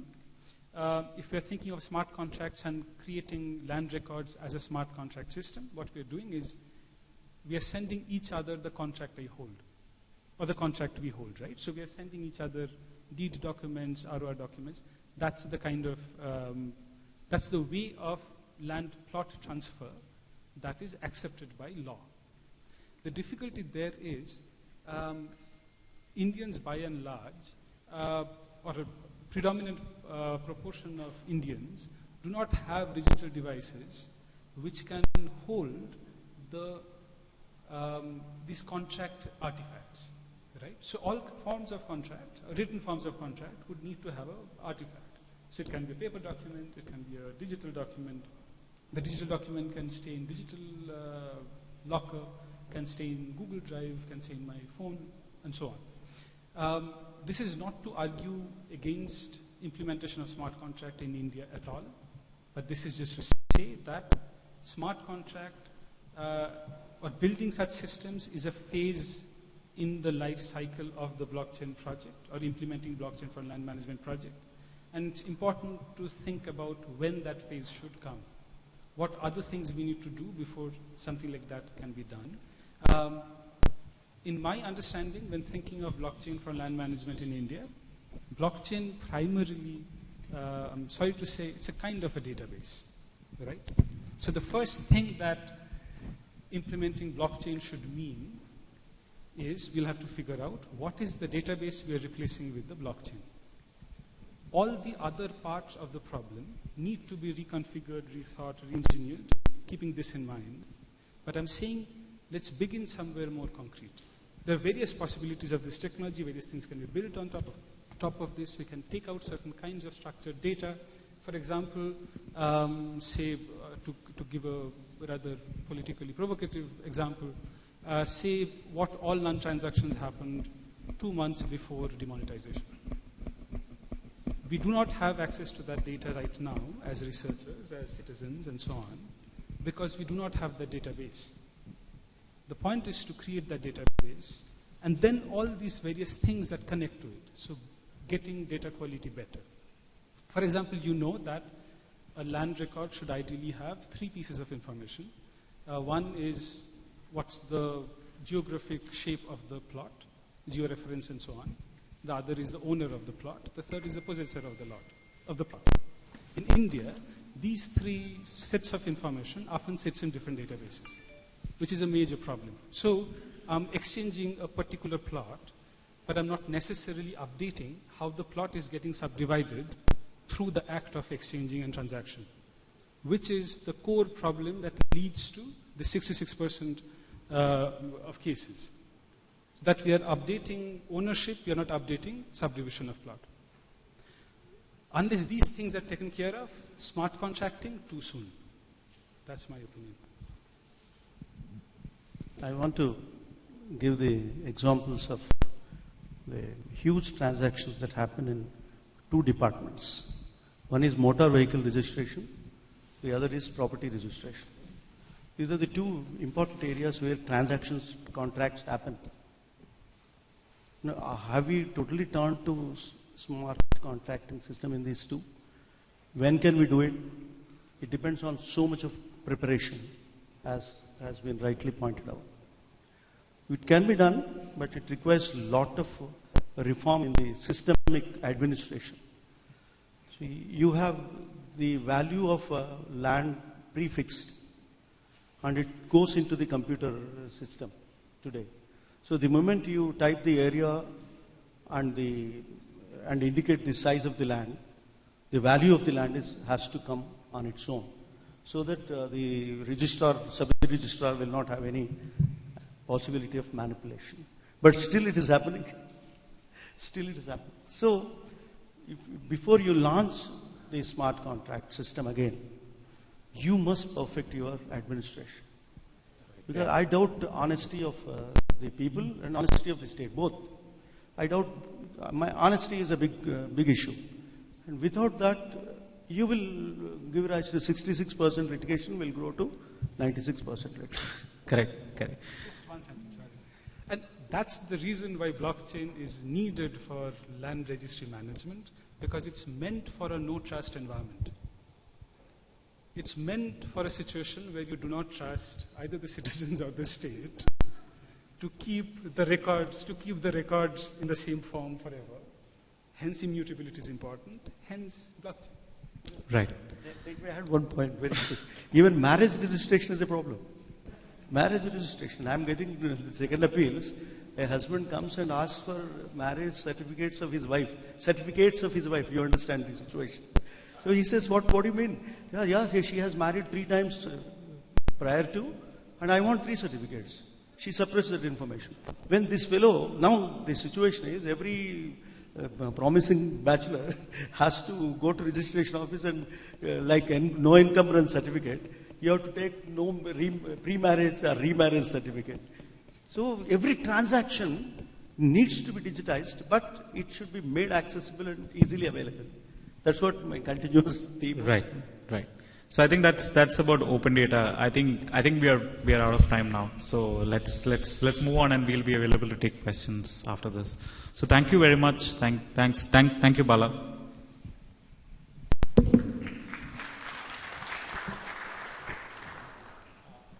Thank you very much, Nikhil, for moderating this session, and Sumendru and Sir Acharyulu for coming, and Mr. Jay, who has left us. We'll take 5 minutes to close up and wrap up this day. Thank you for your participation.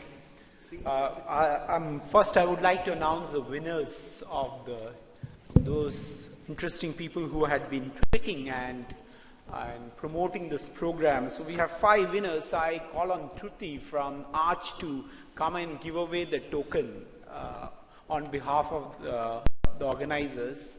So we have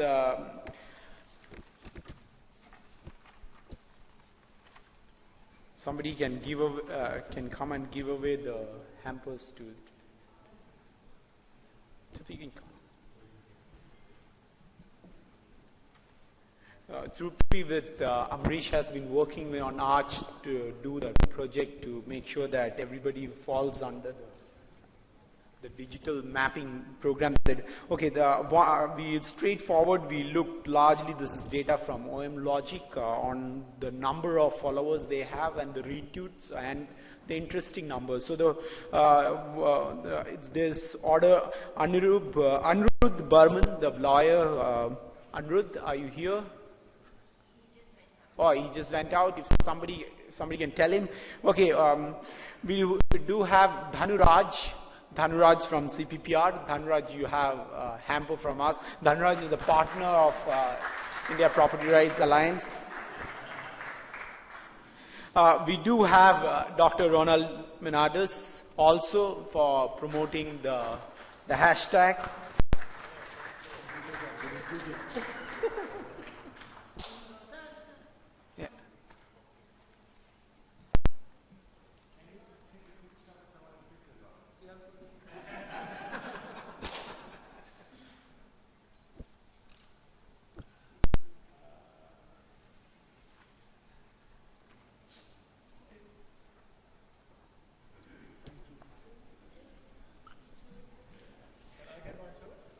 Please.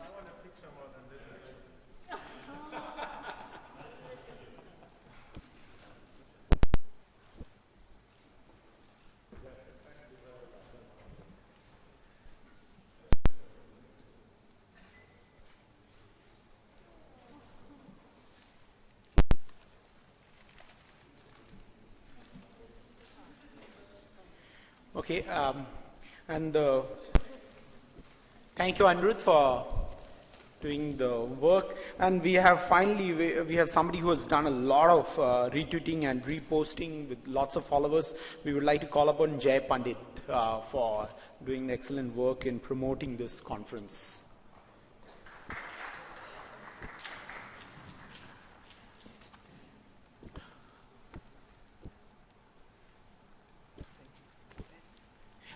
Put our hands together for Sven.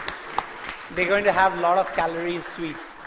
Okay, that's all the 4 winners for doing great work. And once again, on behalf of FNF, Arch, India Property Rights Alliance, and India Institute, I would like to thank all of you participants for taking time to come here. And in a special way, thanks to the Land Records Department, the NIC, for collaborating with different ideas, the photographers, the videographers, the sound and light engineers from SN Sound, live streaming by OM Logic, our rapporteur, the staff here in Taj for helping us. You will receive the report. Most of this thing will go to the policy report, which you will get on the process in next month. We'll all send you one. You can find photographs and the videos available on our website, on our social media sites. You can share with them. In a special way, thank you to our speakers, especially to Guillermo and who has traveled all the way to support us and journey with us. We are also having some closed door discussion tomorrow with the ministry to explain a lot of things that we have done today.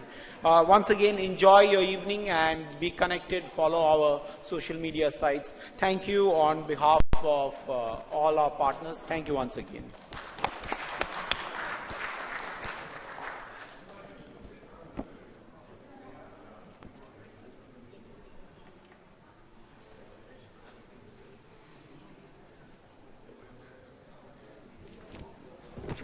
As you walk out, please give away your feedback forms, and if you have not signed, please sign. I repeat, if you have not submitted your feedback form, please drop it, and do make sure that you have signed the registration form. Thank you.